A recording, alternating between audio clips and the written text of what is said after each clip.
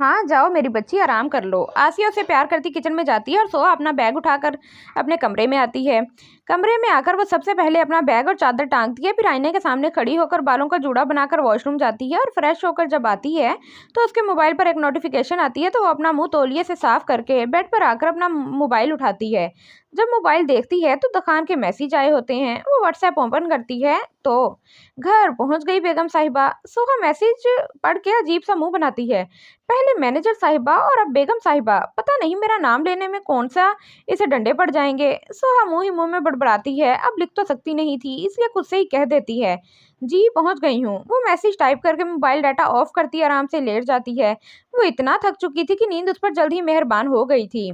इलाही बख्श, मेरा खाना कहाँ है? दखान डाइनिंग टेबल पर बैठा गुस्से से इलाही बख्श को आवाज लगाता है।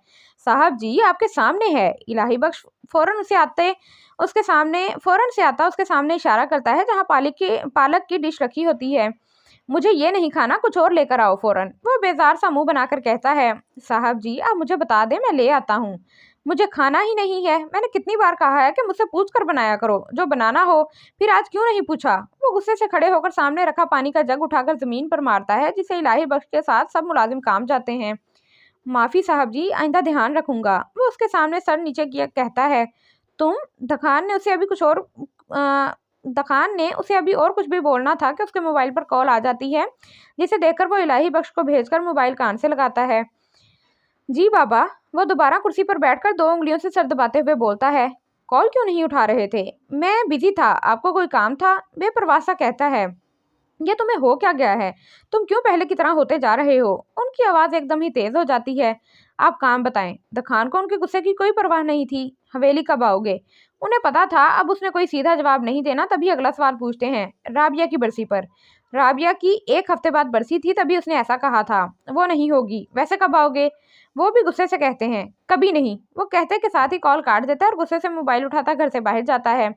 साहब जी का गुस्सा तो बढ़ता जा रहा है, पहले से भी ज्यादा। इलाही बख्श एक मुलाजिम से कहता है, अल्लाह खैर करे, अब वो बेचारा भी क्या कहता। अब सोहा तुम क्या कर रही हो अकेली? रोहान सोहा को यूं छत पर अकेला खड़ा देखकर कहता है, जो दूर कहीं खला में ना जाने क्या घूर रही थी। सोहा क्या हुआ, कोई टेंशन है? सोहा की तरफ से कोई ना जवाब पाकर रोहान उसके करीब आकर कहता है, जिस पर सोहा उसकी तरफ चौंक कर देखती है। नहीं भाई, कोई टेंशन नहीं है, बस दिल घबरा रहा था तो सोचा यहाँ खुली फिजा में आ जाऊं। वो मुस्कुराते हुए उसे कहती है, आज द खान और सोहा के निकाह को 15 दिन गुजर चुके थे और इन 15 दिनों में वो उसके सामने जाने से भी परहेज कर रही थी, न जाने क्यों। अच्छा तो मुझे भी बता देती, मैं भी यहाँ आ जाता। अब आ गए हैं ना? हाँ। सोहा मैं तुमसे ये भी कहने वाला था कि तुम जॉब छोड़ दो। मैं आज दुकान की सेटिंग वगैरह कर आया हूँ, अब कल से मैं दुकान पर जाया करूंगा। रोहान कहता है और सोहा फौरन घबरा जाती है। नहीं भाई, मैं जॉब नहीं छोड़ सकती। क्यों, तुम जॉब क्यों नहीं छोड़ सकती? पर बल अ, रोहान उसकी बात से माथे पर बल डाले पूछता है, तो सोहा फौरन थोड़ा संभल कर बात करती है। भाई मैं फ्री होती हूँ और घर बैठे बोर भी हो जाती हूँ, तो अच्छा है ना जॉब करती रहूँ और ध्यान बटा रहेगा। वो अपने पास से बहाना बनाती है, तो रोहान भी मुस्कुराकर उसके सर पर हाथ रखता है। अच्छा ठीक है, मगर ये जॉब तुम अपनी मर्जी से करोगी और जब लगे कि तुम अब मसरूफ रहने लगी हो तो छोड़ देना, ठीक है? जी भाई शुक्रिया। अच्छा भाई, भाभी और बच्चे कब आ रहे हैं? वो याद आने पर पूछती है। हाँ परसों तक आ जाएंगे, टिकट हो गए हैं उनके। और सफ़ा तो तुमसे मिलने के लिए बेचैन हो रही है, वो हंसते हुए कहता है। और हाँ हाँ, और मैं तीनों से मिलने के लिए। वैसे भाई भाभी यहाँ पहली बार आएंगी ना? वो कशफ का पूछती है, जिस पर रोहान इस बात में सर हिलाता है। हाँ वो पहली बार आएगी। चलो सोहा नीचे चलते हैं, रात बहुत हो गई है, सुबह मैंने भी दुकान जाना है और तुमने भी ऑफिस। सोएंगे तो सुबह जल्दी आँख खुलेगी। वो कहकर सोहा को बोलता है, तो सोहा इस बात में सर हिलाकर नीचे की तरफ जाती है और रोहान भी उसके पीछे। साहब जी ये दवाई ले लें, ऐसे आपकी तबीयत और खराब हो जाएगी। इलाही बख्श द खान के सामने पानी का गिलास और एक पैनाडोल की गोली बढ़ाते हुए कहता है, जो अपने कमरे में सोफे की बुश से टेक लगाए अपना सर एक हाथ की उंगलियों से दबा रहा होता है। इलाही बख्श मुझे नहीं लेनी, जाओ मुझे एक पैकेट सिगरेट का ला कर दो। वो वैसे ही इलाही बख्श मुझे नहीं लेनी, जाओ मुझे एक पैकेट सिगरेट का ला कर दो। वो वैसे ही आंखें बंद करे अपना सर दबाते हुए कहता है, साहब जी सिगरेट से तो और तबीयत खराब होगी, आप ये ले लें।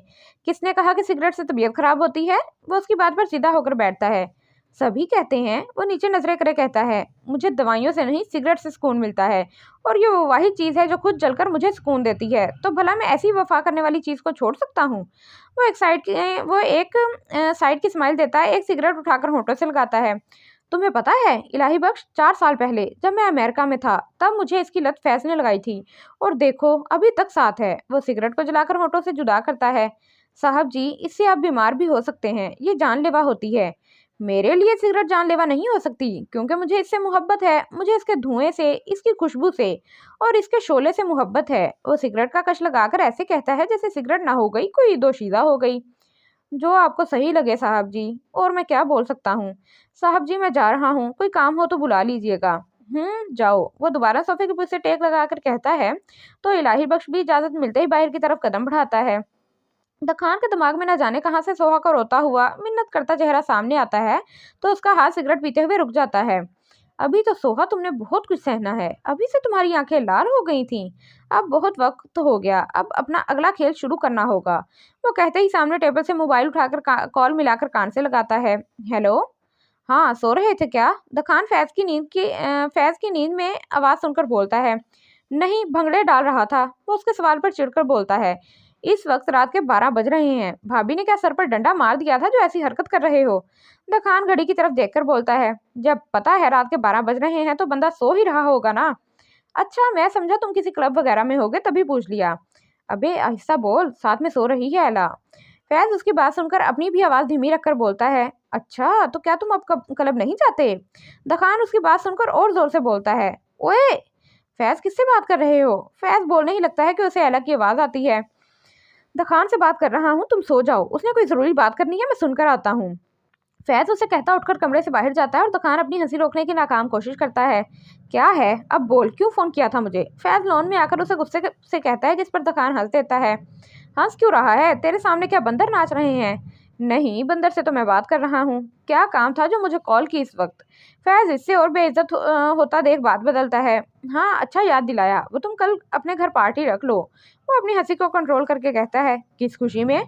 रख लो, पैसे मैं दे दूंगा, बस अपनी बीवी को कहीं लेकर जाना चाहता हूँ। अच्छा ठीक है, पैसों की कोई ज़रूरत नहीं है, मेरी तरफ से तुम दोनों के लिए पार्टी हो जाएगी। फैज उसका मतलब समझकर कहता है। चलो ठीक है, अब तुम जाकर सो जाओ, फिर सुबह तैयारी भी करनी होगी। द खान कहकर फ़ोन रखने ही लगता है कि फैज बोल उठता है। तुम मेरे दुश्मन हो, फिर भी हर काम मुझसे लेते हो। वो मुस्कुराते हुए कहता है। हाँ, बस कभी कभी दोस्त की जगह दुश्मन से मदद लेनी पड़ती है, ताकि वो तुम्हारे काम में इतना मसरूफ हो जाए कि उसे हमारे खिलाफ साजिश करने के लिए वक्त ही ना मिले। वो मुस्कुराता हुआ कॉल काट देता है। तू ही तो एक दुश्मन है जो दोस्त से ज्यादा अजीज है। द खान मोबाइल सामने करे कहता है। दोनों बचपन से साथ थे, बस ये बिजनेस की वजह से थोड़ा दीवार आ गई थी तो द खान ने उसका नाम दुश्मन रख दिया था, जबकि था तो वो अब भी उसका दोस्त। और वहाँ फैज, कुछ भी कर लें तुझे जरूरत इसी दुश्मन की पड़ेगी। वो मुस्कुराता हुआ कहकर अपने कमरे की तरफ बढ़ता है। सर, आपने बुलाया? सोहा द खान के ऑफिस में आकर उसके सामने खड़ी होकर पूछती है। हाँ, मैंने बुलाया था, आओ बैठो। वो अपनी फाइल बंद करे उसे कहता है। नहीं, आप ऐसे ही कह दें, मुझे काम भी था। उसका ना जाने क्यों उसके सामने खड़ा होना मुश्किल हो रहा था। पहले तो नहीं होता था, मगर अब उसे देखकर दिल की धड़कन तेज हो जाती थी। बैठ जाओ, मुझे अच्छा नहीं लगेगा कि मैं बैठा हूँ और मेरी बीवी खड़ी है। वो मुस्कुराते हुए कहता है तो सोहा होंठ भेंचकर बैठ जाती है। जी, 3 बजे तक हमने जाना है, एक दोस्त के घर पार्टी है, तो तुम रेडी रहना। जिस बात के लिए उसने बुलाया था वो कह ही दी, मगर सोहा उसकी बात पर फौरन उसे देखती है। नहीं नहीं, मैं नहीं जाऊंगी। अगर घर वालों को पता चल गया, और अच्छा भी नहीं लगता कि मैं आपके साथ कहीं जाऊं। तुम किसी गैर के साथ नहीं, अपने शोहर के साथ जा रही हो, और घर वालों की फिक्र ना करो, उन्हें पता नहीं चलेगा। हम 6 बजे तक आ जाएंगे। मुझे पता था तुम डरोगी, तभी मैंने तुम्हारी वजह से दोपहर में पार्टी रखवाई है। वो उसकी बात सुनकर कहता है, जिस पर सोहा सोच में पड़ जाती है। ज्यादा मत सोचो और उठो, अभी चलना है। वो उसे सोच में देखकर खड़ा होता है। क्या मतलब अभी चलना है? अभी तो 12 बज रहे हैं, 3 बजने में तो बहुत वक्त है अभी। वो उसे उठता देखकर सर उठाकर उसे देख के कहती है।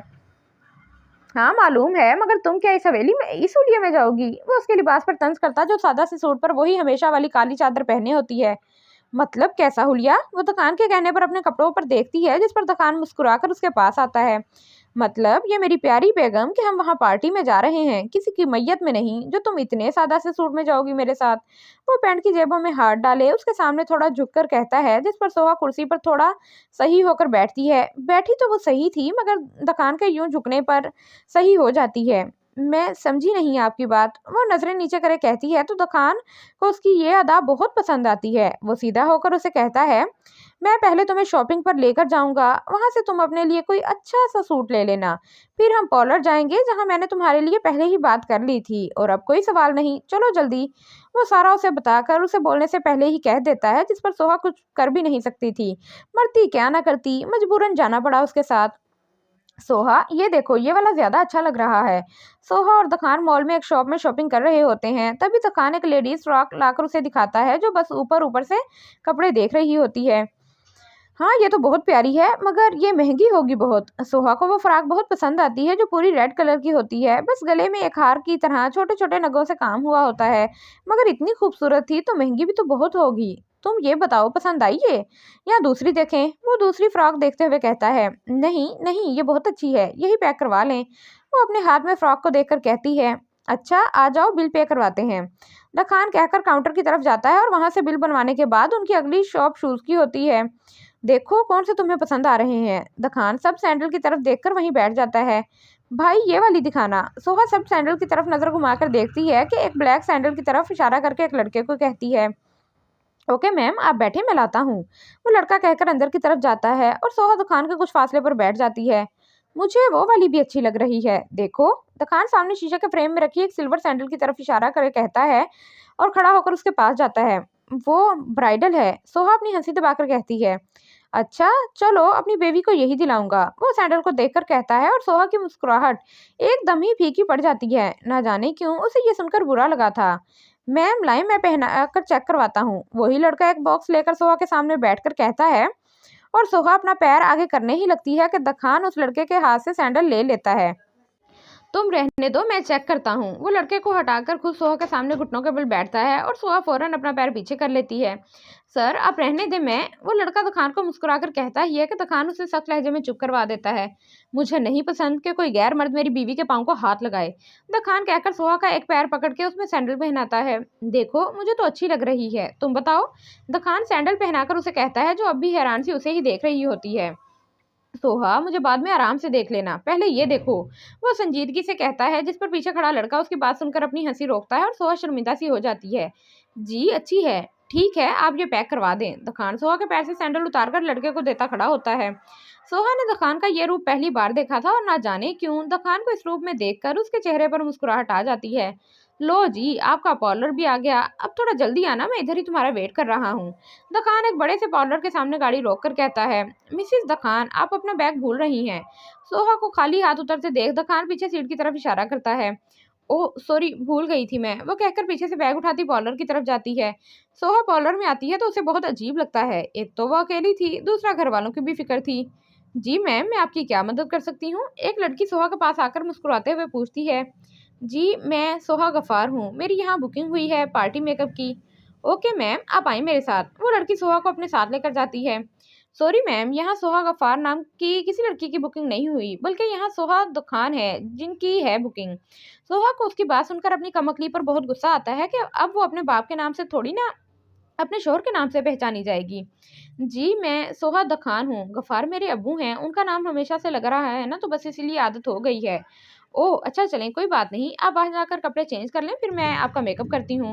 वो लड़की एक रूम की तरफ इशारा करती है, तो सोहा मुस्कुराती हुई इस बात में सर हिलाकर वहां जाती है।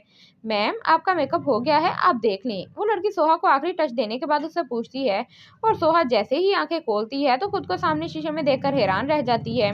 वो जो समझ रही थी कि डार्क मेकअप होगा, मगर अब खुद को सॉफ्ट मेकअप में देखकर खुश हो जाती है। बहुत अच्छा मेकअप किया है आपने, जबरदस्त। वो दिल से उसकी तारीफ करती है। मैम बस मेकअप ही नहीं, आप भी बहुत खूबसूरत हैं, तभी आपका मेकअप बहुत प्यारा हुआ है।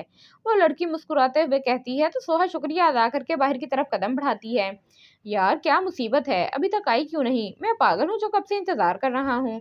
द खान जो कब से बैठकर थक गया था, तंग आकर गाड़ी से उतरता पार्लर की तरफ जाता ही है कि वहां से सोहा आती नजर आती है, जिसे देखकर वो दोबारा गाड़ी की तरफ जाता है। सोहा जो समझ रही थी कि किसी फिल्म की तरह द खान उसे देखकर फ्रीज हो जाएगा, अब उसे ऐसे वापस जाता देख उसका दिल टूट जाता है। मैं क्यों उनके बारे में ऐसा सोच रही हूँ? वैसे भी ये रिश्ता रिश्ता बस आर्जी है, मुझे नहीं सोचना चाहिए ऐसा। वो अपनी सोच को झटक कर गाड़ी की तरफ आती है। इतनी देर लगा दी, मैंने कहा भी था जल्दी आना। द खान गाड़ी स्टार्ट करते हुए कहता है, सर वो द खान, तुम मुझे द खान कहोगी? क्या कहोगी? द खान उसकी बात को बीच में काट कर कहता है, दखान। गुड, अब तुम्हारे मुंह से मैं दोबारा सर का लफ्ज न सुनूं। दखान सामने देखते हुए उसे वार्न करता है, जिस पर वो उस बाद में सर हिलाकर बाहर की तरफ देखती है। चलें जी बेगम साहिबा, हमारी मंजिल आ गई है। दखान गाड़ी एक बड़े से बंगले के सामने रोक कर सोहा को मुखातिब करता है, जो बाहर की तरफ देख रही होती है। आप मेरा नाम क्यों नहीं लेते? कभी मैनेजर साहिबा तो कभी बेगम साहिबा कहते हैं, क्यों? वो आज उससे पूछ ही लेती है और दखान उसके सवाल पर मुस्कुरा देता है। मैनेजर साहिबा इसीलिए क्योंकि एक दफ़ा आपने मुझे मेरी ही कंपनी के मैनेजर बनकर डांटा था, और बेगम साहिबा इसके लिए क्योंकि आप मेरी मनकूहा हैं। आप मेरा नाम भी तो ले सकते हैं, यूं तंज करना जरूरी है? आज ना जाने कहां से उसमें इतनी हिम्मत आ गई थी कि दुकान के सामने बोल रही थी, क्योंकि मुझे तुम्हारा नाम पसंद नहीं है तभी। वो कंधे उचका के बोलता गाड़ी से उतरता है। अजीब ही इंसान है, इतना प्यारा नाम तो है मेरा। वो दुकान की गाड़ी से उतर जाने के बाद बड़बड़ाती है, तभी उसकी साइड का दरवाजा खुलता है। इसमें अजीब की क्या बात है बेगम साहिबा? नाम अच्छा नहीं लगता तो नहीं लगता। दुकान उसकी बड़बड़ाहट सुन चुका होता है, तभी कहता है, और सोहा शर्मिंदा सी बगैर कुछ कहे गाड़ी से उतरती है।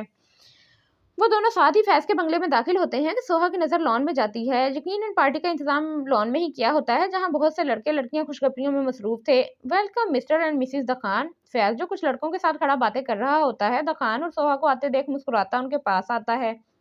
Thank you. द खान भी खुशदिली से जवाब देता है, जबकि सोहा बस मुस्कुराने पर ही इत्तेफाक करती है। अस्सलाम वालेकुम द खान भाई, कैसे हैं आप? और ये आपकी वाइफ हैं? एला उनके पास आकर द खान को सलाम करते हुए सोहा की तरफ देखती है। जी ये मेरी वाइफ हैं, सोहा द खान। द खान सोहा की तरफ देखकर बोलता है, तो एला भी आगे होकर उसे हक करती है। बहुत अच्छा लगा आपसे मिलकर सोहा, मैं फैज की वाइफ हूँ। वो सोहा से अलग होकर कहती है, तो सोहा को भी वो प्यारी सी लड़की बहुत अच्छी लगती है, जो ब्लू कलर की मैक्सी में बहुत ही खूबसूरत लग रही होती है। शुक्रिया, मुझे भी अच्छा लगा आपसे मिलकर। द खान भाई अगर आप बुरा ना माने तो मैं सोहा को अपने साथ अंदर ले जाऊं? यहाँ बोर हो जाएगी ये। एला द खान से पूछती है, तो सोहा द खान की तरफ देखती है। द खान एक नजर सोहा को देखकर उस बात में सर हिलाता है, तो एला मुस्कुराते हुए उसका हाथ पकड़कर अंदर की तरफ जाती है। हाय बॉयज, कैसे हो? द खान जो सोहा को जाता हुआ देख रहा होता है, अपनी अकब से आवाज पर मुड़कर देखता है। अरे फैज, तुमने इस जाली डॉक्टर को भी बुलाया है? द खान समद को देखकर मुस्कुराते हुए कहता है, जिस पर समद बुरा सा मुंह बनाता है। जब भी बोलना कड़वा ही बोलना। सोहा तुम बहुत प्यारी हो। द खान भाई को भी उनकी टक्कर की बीवी मिली है, एला हंसते हुए कहती है, तो सोहा बस मुस्कुरा देती है। उसे कुछ भी अच्छा नहीं लग रहा था, उसे बस अपने घर जाना था। वो हर थोड़ी थोड़ी देर बाद घड़ी पर नजर डाल रही थी, जिसमें अभी 5 बजने में भी आधा घंटा था। क्या करूं, 5 तो बजने वाले हैं। हाँ, दुकान को जाकर देखती हूँ कि अब चलते हैं, वैसे भी बहुत वक्त हो गया है। वो खुद से ही सोचती इन लड़कियों के ग्रुप से थोड़ा साइड पर होती है और मोबाइल निकाल कर दुकान को फोन मिलाती है। दुकान जो फैज और समद के साथ खड़ा बातें कर रहा था, सोहा को आते देखकर माथे पर बल डालकर अंदर की तरफ देखता है, जहाँ लड़कियों के कुछ फासले पर खड़ी सोहा फोन कान से लगाए होती है। और ये सारा गलत हो गया है।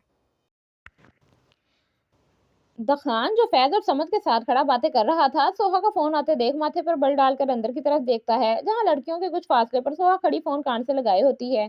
और उसका चेहरा देखकर लग रहा था कि उसे अपने घर जाने की लग रही होगी। द खान थोड़ा सा साइड पर होकर मुस्कुराता हुआ फोन यस करके कान से लगाता है, मगर देख सोहा की तरफ रहा होता है, जो परेशानी से अपने नाखून खा रही होती है। हेलो, क्या हुआ बेगम साहिबा? दुकान उसकी तरफ देखता मुस्कुराता हुआ कहता है, जिस पर सोहा उसके बेगम साहिबा कहने पर फोन कान से हटाकर घूरती है। उसे पता नहीं होता कि दुकान उसे देख रहा है, वरना वो ऐसा कभी नहीं करती। उसकी इस हरकत पर दुकान की मुस्कुराहट और गहरी हो जाती है। मुझे घर जाना है 6 बजे। मुझे घर जाना है, 6 बज जाएंगे, वो फोन कान से लगाकर कहती है। हाँ तो बज जाएंगे, इसमें क्या? वो बेपरवाह सा कहता है। आपने कहा था कि हम 6 बजे से पहले ही आ जाएंगे। हाँ तो चलते हैं, सब्र करो। तुम तो ऐसे डर रही हो जैसे तुम सिंड्रेला हो। अगर 6 बज गए तो मेरी जो गाड़ी बाहर खड़ी है वो कद्दू बन जाएगी और तुम अपने पुराने वाले हुलिये में आ जाओगी। वो उसकी बात पर हंसते हुए कहता है, जिस पर सोहा एक ठंडी आह भरती है। काश मैं सिंड्रेला होती, जैसे ही 6 बजते तो मैं अपने पुराने वाले हुलिये में आ जाती। मुझे अभी ये फिक्र तो नहीं होती ना कि मैंने अभी अपने पुराने वाले हुलिये में भी आना है। अरे यार, मैं तो भूल ही गया कि तुमने अभी अपने कपड़े भी तो चेंज करने हैं। दखान को उसकी बात से फौरन याद आ जाता है। जी तभी मैं कह रही हूँ। अच्छा तुम वहीं रुको, मैं आता हूँ। दखान कहकर फोन काटता उसकी तरफ जाता है। सोहा तुम्हारे कपड़े कहाँ हैं? वो उसके पास आकर पूछता है, तो सोहा अपने बैग की तरफ इशारा करती है, जो उसके हाथ में ही होता है। अच्छा चलो मेरे साथ। वो उसका हाथ पकड़कर सीढ़ियों की तरफ जाता ही है कि सोहा उससे अपना हाथ छुड़वा लेती है। क्या हुआ? दुकान को उसका यूं हाथ छुड़वाना बिल्कुल अच्छा नहीं लगता। हम ऊपर क्यों जा रहे हैं? वो घबराते हुए पूछती है, जिस पर दखान को गुस्सा आ जाता है और वो चलो मेरे साथ। वो उसका हाथ पकड़कर ऊपर की तरफ जाता है।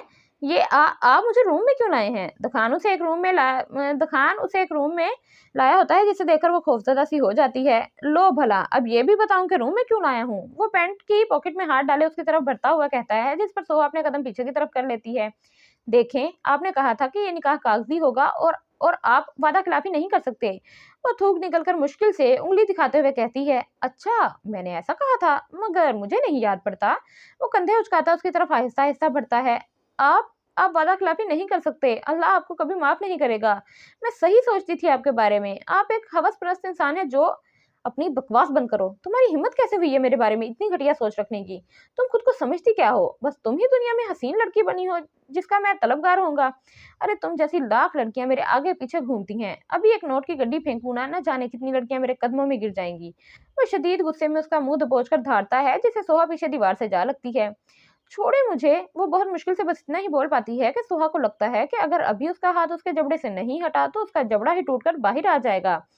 आइंदा के बाद मेरे बारे में अगर ऐसी सोच रखी या फिर मेरे सामने ऐसी बकवास की तो मैं तुम्हारे साथ वो करूंगा जिसका तुम तसव्वुर भी नहीं कर सकती। वो एक झटके से उसका मुंह छोड़कर दांत पीस कर कहता है, जिस पर सोहा अपने आंसू साफ करे जल्दी से इस बात में सर हिलाती है। अब जाओ अपने कपड़े चेंज करो, जब तक मैं इधर ही हूँ तुम्हारा वेट करता हूँ। वो गुस्से से ही उसे कहता है तो वो फौरन अपना बैग उठाकर वॉशरूम की तरफ जाती है और वहीं सोफे पर बैठ जाता है। सोहा वॉशरूम में आकर सबसे पहले नल खोलकर अपने मुंह पर पानी के छींटे मारती है। ठंडे पानी की छींटों से सुकून तो मिलता है, मगर पूरा जबड़ा शदीद दर्द करता है और वो मुंह उठाकर सामने शीशे में देखती है तो उसके दोनों गालों पर दुकान की उंगलियों के निशान वाजे हो रहे होते हैं, जिसे देखकर वो मुंह नीचे किए रोने लग जाती है। मैं अब कभी उनके साथ कहीं नहीं जाऊंगी, मैं अब ऑफिस भी नहीं जाऊंगी और मैं अब कभी उनका सामना नहीं करूंगी। वो रोते हुए खुद से ही कहती है। सोहा कितनी देर लगाओगी? दुकान की सख्त आवाज सुनकर वो जल्दी नल बंद करती बैग से कपड़े निकालती है। सोहा अब तुम्हें देर नहीं हो रही घर जाने की? दखान माथे पर बल डाले गुस्से से उसे आवाज लगाता है, जो वॉशरूम में जैसे जाकर सो ही गई थी। दखान उसे दोबारा आवाज लगाने ही लगता है कि सोहा वही अपने पुराने वाले हुलिये में बाहर आती है, वही सर पर काली चादर लिए नीचे नजरें किए। चलो अब। दखान उसे आते देख खड़ा होकर सख्त लहजे में कहता रूम से बाहर की तरफ जाता है तो सोहा भी उसकी पैरवी करती है। मुझे आप यहीं उतार दें, मैं खुद चली जाऊंगी। सोहा गाड़ी में बैठी दखान को कहती है, जो माथे पर बल डाले सामने देकर ड्राइव कर रहा होता है। आप मुझे यहीं उतार दें, मैं चली जाऊंगी। सोहा उसकी तरफ से कोई जवाब ना पाकर दोबारा से कहती है, जिस पर दखान एक गुस्सीली नजर उस पर डालता है, जबकि बोलता कुछ नहीं। और सोहा उसकी नजर देखकर ही चुप होकर बैठ जाती है। आज के बाद कभी शक्ल भी नहीं देखूंगी इनकी। इतनी जोर से मुंह दबोचा था जैसे कोई इंसान नहीं जानवर हो, और गुस्सा तो ऐसे कर रहे थे जैसे मैंने कोई झूठ बोल दिया हो। सोहा बाहर देखती मुसलसल दिल में उसे बुरा भला कह रही थी, जबकि दखान हर थोड़ी देर बाद उसका चेहरा देख रहा था, जिसके माथे पर बल थे। गाड़ी रोकते ही सोहा पीछे से अपना बैग उठाकर जल्दी से दरवाजा खोले उतरती है कि तभी दखान की आवाज उसके कान में पड़ती है, जिस पर वो रुक जाती है मगर मुड़ती नहीं है। कल टाइम पर ऑफिस आ जाना, देर नहीं होनी चाहिए। वो उसकी पुश्त को देखे कहता है, जिस पर सोहा कोई जवाब दिए बगैर आगे बढ़ जाती है। गाड़ी रोकते ही सोहा पीछे से अपना बैग उठाकर जल्दी से दरवाजा खोले उतरती है कि तभी तखान की आवाज उसके कान में पड़ती है, जिस पर वो रुक जाती है मगर मुड़ती नहीं है। कल टाइम पर ऑफिस आ जाना, देर नहीं होनी चाहिए। वो उसकी पुश्त को देखकर कहता है, जिस पर सोहा कोई जवाब दिए बगैर आगे की तरफ बढ़ जाती है। मिसेस दखान का गुस्सा इंटरेस्टिंग। वो मुस्कुराता हुआ कहता गाड़ी आगे बढ़ा देता है। सोहा इतनी देर लगा दी, टाइम देखा है क्या हो रहा है? सोहा जैसे घर में दाखिल होती है तो आसिया उसे देखकर ही शुरू हो जाती है। अम्मी अभी तो आई हूँ, बैठने तो दें। वो अपना बैग सोफे पर फेंक कर बैठती है। आसिया बेगम, अभी तो मेरी बेटी आई है, उसे सांस तो लेने दो। गफार भी आसिया को कहते हैं। अच्छा नहीं कहती आपकी बेटी को कुछ। सोहा चलो हाथ मुंह धो लो, खाना लगा देती हूँ। तुम्हारे भाप भाई ने भी कुछ नहीं खाया क्या? आप लोगों ने नहीं खाया? मगर क्यों? अब्बू आप तो खा लेते, पता है ना आपने दवाई लेनी होती है। वो आसिया की बात सुनकर फौरन सीधे होकर बैठती है। तुम्हें पता है हम तुम्हारे बगैर नहीं खाते खाना, फिर भी पूछती हो। रोहान कहता है तो वो मुस्कुरा देती है। अच्छा चलें फिर 5 मिनट वेट करें, मैं फ्रेश होकर आती हूँ। वो कहती खड़ी होकर कमरे की तरफ जाती है। बच्चे और कश्यप कब पहुंचेंगे? कल। गफार रोहान से पूछते हैं। अब्बू कल शाम 4 बजे तक। चलो भाई अब मेरा इंतजार भी खत्म हो जाएगा, गफार साहब मुस्कुराते हुए कहते हैं। दखान वॉशरूम से फ्रेश सा तौलिए से बाल रगड़ते हुए बाहर आता है तो उसे सबसे पहला ख्याल सोहा का आता है। उसकी रोती हुई आंखें, उसके गुस्से से डर जाना और सबसे ज्यादा उसके गाल पर उसके उंगलियों के निशान जो उसने गाड़ी में देखे थे। वो किसी सोच के तहत मोबाइल उठाकर बेड पर आता है और सबसे पहले साइड दराज से अपनी महबूब यानी सिगरेट निकालकर उसे होंठों में दबाकर लाइटर की मदद से उसे जलाता है। फिर सिगरेट को होंठों से जुदा कर मोबाइल उठाए एक नंबर डायल करता है। उसे सिगरेट किसी महबूब की तरह अजीज थी, तभी तो उसे किसी कीमत नहीं छोड़ता था। सोहा खाना खाकर सब घर वालों के साथ बैठकर अब अपने कमरे में सोने के लिए आई थी और आते ही बेड पर गिरने के अंदाज में लेट गई थी।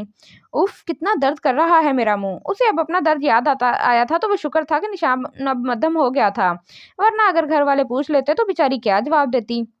मैं तो नहीं जा रही ऑफिस। इतने जालिम हैं, बंदा फोन करके सॉरी ही बोल देता है, मगर वो भी उसकी शान में बोल ही रही होती है कि उसका मोबाइल रिंग करता है, जिसे वो बेजार सा मुंह बनाकर उठाती है। मगर जब मोबाइल सामने करती है तो खान का नंबर देखकर करंट खाकर उठती है। इनकी कितनी लंबी उम्र है, अभी नाम लिया है और कॉल भी आ गई। वो कहकर मोबाइल उठाती है, लेकिन इससे पहले कि अपने माथे पर बल लाना नहीं भूलती। अभी तक सोई नहीं बेगम साहिबा। खान उसके मोबाइल उठाने पर पीछे बेड से टेक लगाकर सिगरेट को होंठों से जुदा करे कहता है, जी अभी सोने ही लगी थी कि आपकी कॉल आ गई, और प्लीज मुझे इन अजीब नामों से मत पुकारा करें। सोहा थोड़े रूखेपन से बोलती है, जिस पर खान मुस्कुरा जाता है। किस नाम से पुकारूं तुम्हें, क्या नाम है तुम्हारा? मैनेजर साहिबा। वो आखिरी लफ्ज पर जोर देकर बोलता है, जिस पर सोहा को और गुस्सा आता है। कोई काम था आपको जो कॉल की? वो सख्त लहजे में पूछती है। इतना गुस्सा किया रात के खाने में इतना गुस्सा क्या रात के खाने में शोले खा लिए हैं जो इतना गुस्सा आ रहा है बेगम साहिबा को? वो इसकी वो और इसकी हटाता है। अच्छा, मतलब ये होगा कि शायद वो इसको और गुस्सा दिलाता है। मेरा ख्याल है यही मतलब है इस लाइन का। नहीं, मगर ना जाने क्यों आपका ख्याल आते ही गुस्सा आने लगता है। अच्छा, तो फिर मुझे प्यार से सोचा करो, फिर गुस्सा नहीं प्यार आएगा। वो अपनी हंसी को दबाकर बोलता है, ये नामुमकिन है, और जो हरकत आज आपने की है उसके बाद तो सवाल ही पैदा नहीं होता। अच्छा, तो गुस्सा इस वजह से है कि मैं समझा ना जाने मुझ गरीब से ऐसा क्या गुनाह हो गया जो बेगम नाराज हो गई हैं। खान सिगरेट का एक कश लगाकर कहता है, क्या आपने जो आज किया वो आपके सामने कुछ नहीं है? मुझसे पूछिए, आपने इतनी जोर से मेरा मुंह दबोचा था, अभी तक आपकी उंगलियों के निशान मेरे गाल पर। वो गुस्से से कहती है, जिससे खान भी हैरान सा होकर सीधा बैठता है। सोहा, तुम अपने अल्फाज पर भी तो गौर करती कि तुमने मुझे क्या कहा था। तुमने मुझे एक हवस परस्त इंसान कहा था। वो थोड़ा नरम लहजे में कहता है, मैंने कुछ गलत भी नहीं कहा था। आप जिन नजरों से मेरी तरफ देख रहे थे, मैं क्या, अगर वहां कोई और भी होता तो उसके भी यही अल्फाज होते। आज तो वो सोहा लग ही नहीं रही थी। आज तो खान एक नई सोहा से मिल रहा था। उसे बिल्कुल यकीन नहीं आ रहा था कि ये वही सोहा है जो उसके सामने चूं तक नहीं करती थी और अब कैसे उसे सुना रही थी। खान दौरानी, मैं आपसे एक बात कहना चाहूंगी। मैं भले ही आपकी कुछ महीनों की बीवी हूँ, मगर आपकी बीवी हूँ तो जब तक आपके निकाह में हूँ तो आप पर फर्ज है कि आप मुझसे इज्जत से पेश आएं। मुझे उम्मीद है कि आप मेरी बात समझ गए होंगे। सोहा कहती उसका जवाब सुने बगैर ही फोन काट देती है और खान हैरत से अपने कान से मोबाइल हटाकर देखता है। चिड़िया में इतनी ताकत के बाद से ऊंचा उड़े। कोई बात नहीं चिड़िया, बाज तुम्हें दबोच लेगा। वो अपने हाथ में ली गई सिगरेट का आखिरी खर्च लेकर उसे साइड टेबल पर रखी एस्ट्रे में रगड़ता है। ये हाल करूंगा तुम्हारा बेगम साहिबा। पहले तो मैं तुम्हें छोड़ने वाला था, मगर अब अपने भाई के बाद तुम्हें भी अपनी हर गलती की सजा भुगतनी पड़ेगी। वो इतने गुस्से से सिगरेट को रगड़ता है कि उसकी गर्दन की नसें भी तन जाती हैं। खान की आंख उसके चेहरे पर पड़ने वाली सूरज की किरणों की वजह से खुलती है और वो आंखें खोल के खिड़की की तरफ देखता है तो इलाही बख्श पर्दों को साइड पर कर रहा होता है। वो अपने ऊपर से कंफर्टर उठ बैठता है और सबसे पहले मोबाइल उठाता किसी को मैसेज टाइप करता है। इलाही बख्श, नाश्ता लगाओ। नींद में भारी आवाज में कहता मोबाइल दोबारा रखकर वॉशरूम की तरफ जाता है, जबकि इलाही बख्श इस बात में सर हिलाता बाहर की तरफ जाता है। सोहा आज ऑफिस नहीं जा रही? आसिया उसे किचन में देखकर पूछती है। नहीं, आज दिल नहीं कर रहा। वो चाय का पानी चढ़ाने को कहती है। तबीयत तो ठीक है ना? जी अम्मी ठीक है, बस वैसे ही थकन की वजह से दिल नहीं कर रहा। अच्छा, तुम जाओ अपने कमरे में, जब तक मैं लाती हूँ नाश्ता। वो उसके हाथ से माचिस लेकर कहती हैं, नहीं अम्मी मैं कर लूंगी, आप जाओ मैं लाती हूँ। वो उसकी बात काटे कहती है तो उसे भी मजबूरन जाना पड़ता है। वो कमरे में आती है तो वैसे ही मोबाइल उठाकर देखती है कि खान के नंबर पर नजर जाती है, जिसने कोई मैसेज भेजा होता है। वो नासमझी से माथे पर बल डाले मैसेज ओपन करती है। उठ गई बेगम साहिबा, अब जल्दी से रेडी होकर ऑफिस आ जाओ। सोहा उसका मैसेज पढ़कर गुस्से में मैसेज टाइप करती है और मोबाइल जोर से अपने बेड पर मारती है, मगर फिर फौरन ही झुककर उसे पकड़ती है, क्योंकि मोबाइल बेड पर जोर से लगने के बाद जमीन बोझ होने वाला था। एक तो सोहा बिना हद करती है। खान वॉशरूम से आता है तो उसके मोबाइल पर नोटिफिकेशन होती है, जिसे सुनकर वो हाथ में लिए तौलिए को बेड पर फेंक कर मोबाइल उठाता है जहां सोहा का मैसेज आया होता है। जी उठ गई हूँ शोहर मोहतरम, मगर ऑफिस नहीं आऊंगी। मैसेज पढ़कर ही उसके चेहरे पर दिलफरेब सी मुस्कुराहट आ जाती है और वो मजीद मैसेज करने के बजाय कॉल मिलाता फोन कान से लगाता है। सोहा अपने बेड की चादर ठीक कर रही होती है कि अपने मोबाइल पर कॉल आती देख मोबाइल उठाती है और सामने दुकान का नंबर देखकर पहले सोचती है फिर किसी ख्याल से उठा लेती है। अस्सलाम वालेकुम बेगम साहिबा, कैसी हैं आप? वालेकुम अस्सलाम, ठीक हूँ, कोई काम था? जी आज आप ऑफिस किस खुशी में नहीं आ रही? वो अपने मतलब की बात पूछता है। आज मेरी भाभी दुबई से आ रही हैं, मैं नहीं आ सकती। उसे यही बहाना सही लगता है तो कह देती है और दुकान की मुस्कुराहट एकदम ही गायब हो जाती है। अगर तुम 10 बजे तक ऑफिस नहीं आई तो याद रखना 11 बजे मैं तुम्हारे घर के बाहर होऊंगा और 11:30 पर तुम्हारे घर के अंदर। I hope you understand. वो कहता फोन काट देता है और सोहा हैरानी से मोबाइल अपने कान से हटाकर देखती है। सोहा, ये लो बेटा, नाश्ता कर लो। आसिया नाश्ते की ट्रे लाते हुए कहती हैं, अम्मी मुझे देर हो रही है, मैं ऑफिस जा रही हूँ, वहीं पर नाश्ता कर लूंगी। वो कहती जल्दी से वॉशरूम में जाती है। अब दुकान का भरोसा भी तो नहीं था, अगर आ गया तो वो क्या कहती घर वालों को कि कौन है ये। अरे पहले तो मना कर रही थी, ये लड़की भी ना अजीब है बिल्कुल। आसिया कमरे से जाते हुए कहती चली जाती हैं। सोहा, तुम्हें दुकान सर अपने ऑफिस में बुला रहे हैं। सोहा जैसे ही कंपनी में दाखिल होती है तो रिसेप्शन पर बैठी लड़की सोहा को देखकर कहती है, मुझे पर क्यों?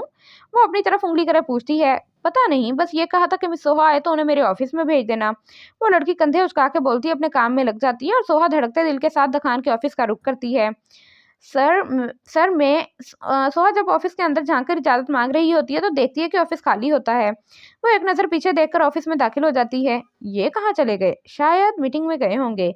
वो खुद से सोचती थोड़ा आगे आती है तो नजर सामने टेबल पर जाती है जहाँ एक रेड रोज का बुके और एक केक रखा होता है। सोहा नासमझी से थोड़ी और आगे होकर देखती है तो हैरान रह जाती है क्योंकि केक पर जो लिखा था वो उसके लिए यकीन करना बहुत मुश्किल था।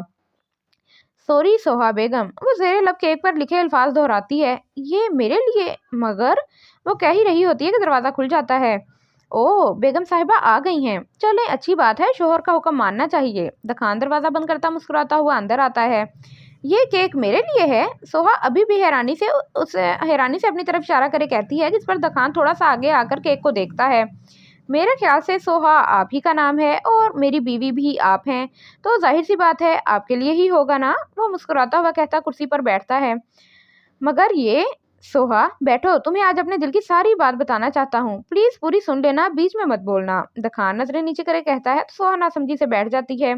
जी पहले तो कल के लिए ये केक जो मैंने तुम्हें तकलीफ दी थी। और दखान बोलकर चुप हो जाता है और सोहा उसके चुप होने पर पूछती है तो दखान एक नजर उसे देखता खड़ा होता है और टेबल पर रखा बुके उठाकर सोहा के कदमों के पास बैठता है। I love you Soha. पता नहीं मगर मुझे तुमसे मोहब्बत हो गई थी, शायद तब जब तुमने मुझे चोर कहा था। मुझे समझ नहीं आ रही थी कि तुम्हें कैसे हासिल करूं, फिर मेरे पास एक यही जरिया था तुम्हें हासिल करने का। और देखो मेरी मोहब्बत सच्ची थी, तभी तो तुम आज मेरे निकाह में हो। वो इतने प्यार से उसे देखकर कहता है और सोहा तो मुंह खोले हैरानी से उसे देख रही होती है कि आखिर ये बोल क्या रहा है। सोहा, क्या तुम मेरे साथ अपनी सारी जिंदगी गुजारना चाहोगी? वो उसे कुछ ना बोलता देख दोबारा से तोड़कर फूल थोड़ा आगे करे कहता है, जिस पर सोहा पहले तो उसे देखती है फिर फौरन से उठकर जाने लगती है कि दुकान उसका हाथ पकड़ लेता है। सोहा, मेरे सवाल का जवाब देकर जाओ। मैं मैं कैसे? मेरा मतलब उसे समझ नहीं आता कि क्या कहे। सोहा, मैं अपने घर वालों को तुम्हारे घर भेजूंगा बहुत जल्द ताकि वो शादी की बात आगे कर सकें और तुम बेफिक्र हो जाओ, हमारे निकाह का किसी को कुछ पता नहीं चलेगा। वो उसके दोनों हाथ पकड़कर अपने सामने करे कहता है, जिस पर सोहा नजरें नीची कर लेती है। सोहा, जवाब दो, ऐसे चुप तो ना रहो। दुकान इतने प्यार से कहता है कि सोहा के चेहरे पर मुस्कुराहट आ जाती है और वो होले से इस बात में सर हिलाती है, जिस पर दुकान खुश हो जाता है। सच सोहा, तुम राजी हो? तुम सारी जिंदगी मेरे साथ रहोगी ना? तो तुम सिर्फ मेरी रहोगी ना? जी मैं राजी हूँ आपके साथ सारी जिंदगी गुजारने के लिए, मगर मैं अभी आपकी बस मनकूहा हूँ। तो आप तुमने मुझे इतना कमजोर समझा है कि मैं जब तुमसे मिलूं तो बहक जाऊंगा। सोहा, तुम्हें मुझ पर यकीन करना होगा, मैं इस रिश्ते को हमेशा पाक रखूंगा। मुझे भी पता है कि तुम मेरी मनकूहा हो, बीवी नहीं। तो बोलो, करती हो अपने दखान पर यकीन? दखान कहकर उसकी आंखों में झांकता है, जिस पर वह उस बात में सर हिलाती है। जी मुझे यकीन है अपने दखान पर। वो शर्माते हुए कहती है। ओह तो बेगम साहिबा शर्माती भी हैं? दखान उसे देखकर शरारत से कहता है। नहीं, मैं क्यों शर्माऊंगी? वो उसे हाथ छुड़वाते कहती है। अच्छा चलो तुम कहती हो तो मान लेता हूँ। वो पीछे टेबल से अपनी कमर लगाकर कहता है। जी अब मैं जाऊं? उसे वाकई शर्म आ रही थी उसके सामने खड़े होने पर, तभी कहती है। हाँ अच्छा सुनो। दखान पहले उसे इजाजत देता है फिर कुछ याद आने पर उसे रोकता है। जी अगर कोई परेशानी हो तो तुम मुझसे शेयर करोगी और कोई चीज़ चाहिए हो तो वो भी तुम मुझसे कहोगी, ठीक? वो उसे कहता है तो सोहा मुस्कुराकर इस बात में सर हिलाती बाहर चली जाती है और दखान उसके जाने के बाद टेबल पर रखे फूल उठाता और उसकी खुशबू को अपने अंदर उतारता है। बकवास खुशबू है इन फूलों की, इससे अच्छी तो मेरी सिगरेट की खुशबू है। वो बुरा सा मुंह बनाकर सिगरेट उठाता, होंठों से लगाता है और उसे जलाकर एक कश लेता, आंखें बंद करता है। ये है ना असल खुशबू। वो मुस्कुराता हुआ दोबारा सिगरेट को होंठों से लगाता है। अजीब ही पसंद थी इसकी फूलों की खुशबू से जहर, जबकि सिगरेट की वो उसे महबूब लग रही थी। भाभी आपको पाकिस्तान कैसा लगा? सैफ सफा को गोद में लिए पूछता है। रोहान कश्यप और बच्चों को शाम 4 बजे ले आया था और अब सब घर वाले रात का खाना खाने के बाद बातें कर रहे थे। सैफ कम अकल, भाभी इधर की हैं, इन्हें तो अच्छा ही लगेगा ना पाकिस्तान। सोहा उसके सर पर चपत लगा कर कहती है। ओह हाँ, मैं भूल गया था। बेटा आपको अपना घर कैसा लगा? आसिया कश्यप के सर पर प्यार करते हुए पूछती हैं। बहुत अच्छा आंटी, और घर में रहने वाले भी बहुत अच्छे हैं, वो मुस्कुराते हुए कहती है। चलो बेटा तुम भी अब जाकर आराम करो, थक गई होगी, सुबह मुलाकात होगी। गफ्फार अहमद को गोद से उतारकर अपने कमरे की तरफ जाते हैं, उनके साथ ही आसिया, सैफ और फिर सोहा। चलो हम भी चलते हैं, बच्चों को भी नींद आ रही है। रोहान सफा और अहमद का हाथ पकड़ता खड़ा होता है। रोहान तुम मुझसे अभी तक नाराज हो? कश्यप उसे देखकर पूछती है, जिस पर वो मुस्कुरा देता है। नहीं, मैं क्यों नाराज होने लगा तुमसे, बस उस दिन मुझे गुस्सा आ गया था, अब नहीं है। सच में ना? वो तस्दीक करती है। हाँ बाबा सच, अब चलें वरना बच्चों ने इधर ही सो जाना है और मैंने भी। रोहान इस अंदाज से कहता है कि कश्यप हंसकर खड़ी हो जाती है। आई लव यू सोहा, क्या तुम मेरे साथ अपनी तमाम जिंदगी गुजारना चाहोगी? सोहा के दिमाग में दखान के खूबसूरत लफ्ज गर्दिश कर रहे होते हैं और ये अल्फाजों से हर बार मुस्कुराने पर मजबूर कर रहे थे। उसे अब दखान को सोचना, उसकी बातों को सोचना अच्छा लग रहा था और अभी दखान के बारे में और सोच ही रही थी कि उसका मोबाइल रिंग करता है, जिसे वो बगैर देखे ही मुस्कुराते हुए उठाती है। कैसी हो बेगम साहिबा, नींद नहीं आ रही क्या? मोबाइल में से दखान की आवाज़ सुनकर वो उठ बैठ जाती है। नहीं, अभी नींद नहीं आ रही, मेरे बारे में सोच रही थी। दखान टेरेस पर खड़ा कॉफी का एक सिप लेता है और सोहा उसके सवाल पर हड़बड़ा जाती है। हाँ नहीं, मतलब हाँ, मेरे बारे में ही सोच रही थी। वो उसकी मुस्कुराहट सुनकर मुस्कुराते हुए कहता है। आपने नहीं सोना, नींद नहीं आ रही थी क्या? वो बात ही बदल देती है।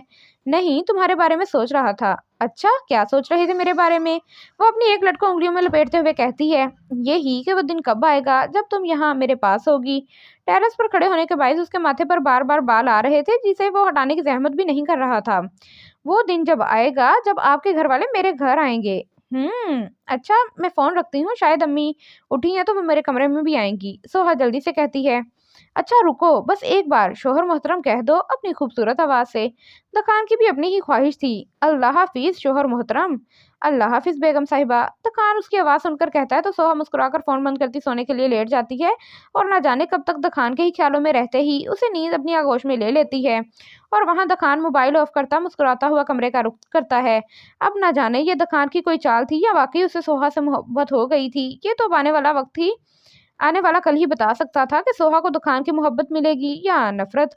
कश्यप, नाश्ता दे दो यार, देर हो रही है। रोहान कमरे से आता कश्यप को आवाज लगाता है, जो किचन में खड़ी नाश्ता बना रही होती है। रोहान, ला रही हूँ, बस 5 मिनट रुक जाएं। वो किचन से ही आवाज लगाती है। सोहा मेरी बात सुनो। रोहान सोहा को अपने सामने से गुजरता देख मुखातिब करता है, जो ऑफिस जाने के लिए निकल रही होती है। जी भाई। सोहा, जॉब छोड़ दो, अब देखो तुम्हारी भाभी भी घर आ गई हैं, तो तुम बोर भी नहीं हुआ करोगी। रोहान उसे प्यार से समझाता है। भाई मैं कुछ महीनों बाद छोड़ दूंगी, प्लीज अभी मना मत करें, वो मिन्नत करे कहती है और तभी कश्यप भी रोहान का नाश्ता ले आती है। रोहान, क्यों मना कर रहे हो? शौक है उसका तो करने दो। कश्यप सोहा का मुंह देखकर रोहान के साथ बैठ जाती है। पर कश्यप, मुझे अच्छा नहीं लगता मेरी बहन यूं जॉब करे, तुम्हें पता है ना आजकल के हालात कितने खराब हैं। रोहान का भी फिक्र करना ठीक था। भाई कुछ महीनों बाद जॉब छोड़ दूंगी ना, पक्का। सोहा दोबारा से कहती है, जबकि कश्यप को भी आंख के इशारे से रोहान को मनाने का कहती है, जिस पर कश्यप इस बात में सर हिलाकर रोहान की तरफ मुड़ती है। रोहान, वो कह रही है ना कि वो कुछ महीनों बाद जॉब छोड़ देगी, तो प्लीज जाने दे उसे। अच्छा ठीक है, मगर 2 महीनों तक, इसके बाद तुम मुझसे कोई जिद नहीं करोगी। रोहान को भी इन दोनों के आगे हार माननी पड़ती है, मगर वो इसे वार्न भी कर देता है, जिस पर सोहा जल्दी से मान जाती है। जी ठीक है भाई, अब मैं जाऊं? हाँ जाओ, अल्लाह हाफिज। सोहा कहती चादर लिए बाहर की तरफ जाती है। रोहान, वो बहन है आपकी, उसकी खुशी में खुश रहना सीख लें। कश्यप सोहा के जाने के बाद रोहान को समझाती है। बहन है तभी फिक्र लगी रहती है उसकी। कुछ नहीं होता रोहान, सोहा बहुत स्ट्रांग लड़की है, उसे सबका सामना करना आता है। कश्यप रोहान को सोहा की तरफ से परेशान होने पर कहती है, नहीं कश्यप, मेरी बहन स्ट्रांग नहीं है, वो कमजोर है, नादान है, उसे नहीं पता कि ये दुनिया कैसी है। वो जिसे देखती है कोई उससे प्यार से बात कर रहा है, वो उसकी तरफ खींची चली जाती है, भले ही आगे वाला उसका दुश्मन ही क्यों ना हो। न जाने क्यों रोहान को सोहा की इतनी फिक्र हो रही थी। रोहान, अल्लाह है ना, सब अच्छा होगा, अब नाश्ता करें। कश्यप उसका हाथ पकड़कर कहती है तो वो भी मुस्कुराता हुआ नाश्ता करता है। सोहा सोहा अभी कंपनी के अंदर दाखिल ही होने लगती है कि उसके कान में दखान की आवाज पड़ती है, जिस पर वो पीछे मुड़कर इधर उधर देखती है। सोहा, इधर आओ। दखान अपनी गाड़ी से बाहर आकर उसे कहता है तो नासमझी से उसकी तरफ आती है। बैठो गाड़ी में। वो गाड़ी की दूसरी साइड का दरवाजा खोलकर कहता है, मगर क्यों, कहाँ जा रहे हैं हम? तुम्हारे लिए सरप्राइज है, अब जल्दी बैठो, देर हो रही है हमें। वो उसका हाल पकड़कर आगे करता है तो सोहा भी उसे देखकर बैठ जाती है। दखान, मगर हम जा कहाँ रहे हैं, कुछ तो बताएं। वो दखान को कार ड्राइव करता देख पूछ लेती है, जो बस गाड़ी आगे बढ़ाए जा रहा होता है। अगर मैंने बता दिया तो सरप्राइज क्या खाक सरप्राइज रहेगा। दखान उसकी बेचैनी पर मुस्कुराते हुए कहता है, थोड़ी सी हिंट दे दें, इससे भी सब्र नहीं होता तो पूछ ही लेती है। सोहा, तुम बोलती बहुत हो यार, चुप हो जाओ वरना तुम्हारे मुंह पर टेप चिपका दूंगा। दखान उसके मुसलसल बोलने पर कहता है तो वो मुंह फुलाकर गाड़ी से बाहर देखती है। बेगम साहिबा, आप ऐसे ज्यादा प्यारी लग रही हैं, अब जब तक मंजिल नहीं आ जाती आप चुप ही रहिएगा। दखान उसे देखकर मुस्कुराता हुआ कहता है तो सोहा एक गुस्सीली नजर उस पर डालती है। यार ऐसे ना देखा करो, सच में जान निकल जाती है। दखान अपने दिल पर हाथ रखकर एक अदा से कहता है तो सोहा उसकी हरकत पर कोई रद्द-ए-अमल देने की बजाय दोबारा गाड़ी से बाहर देखती है। दखान गाड़ी लाहौर के बड़े से रेस्टोरेंट के बाहर रोककर सोहा को देखता है, जो अब भी अपनी नजरें बाहर की तरफ करती है।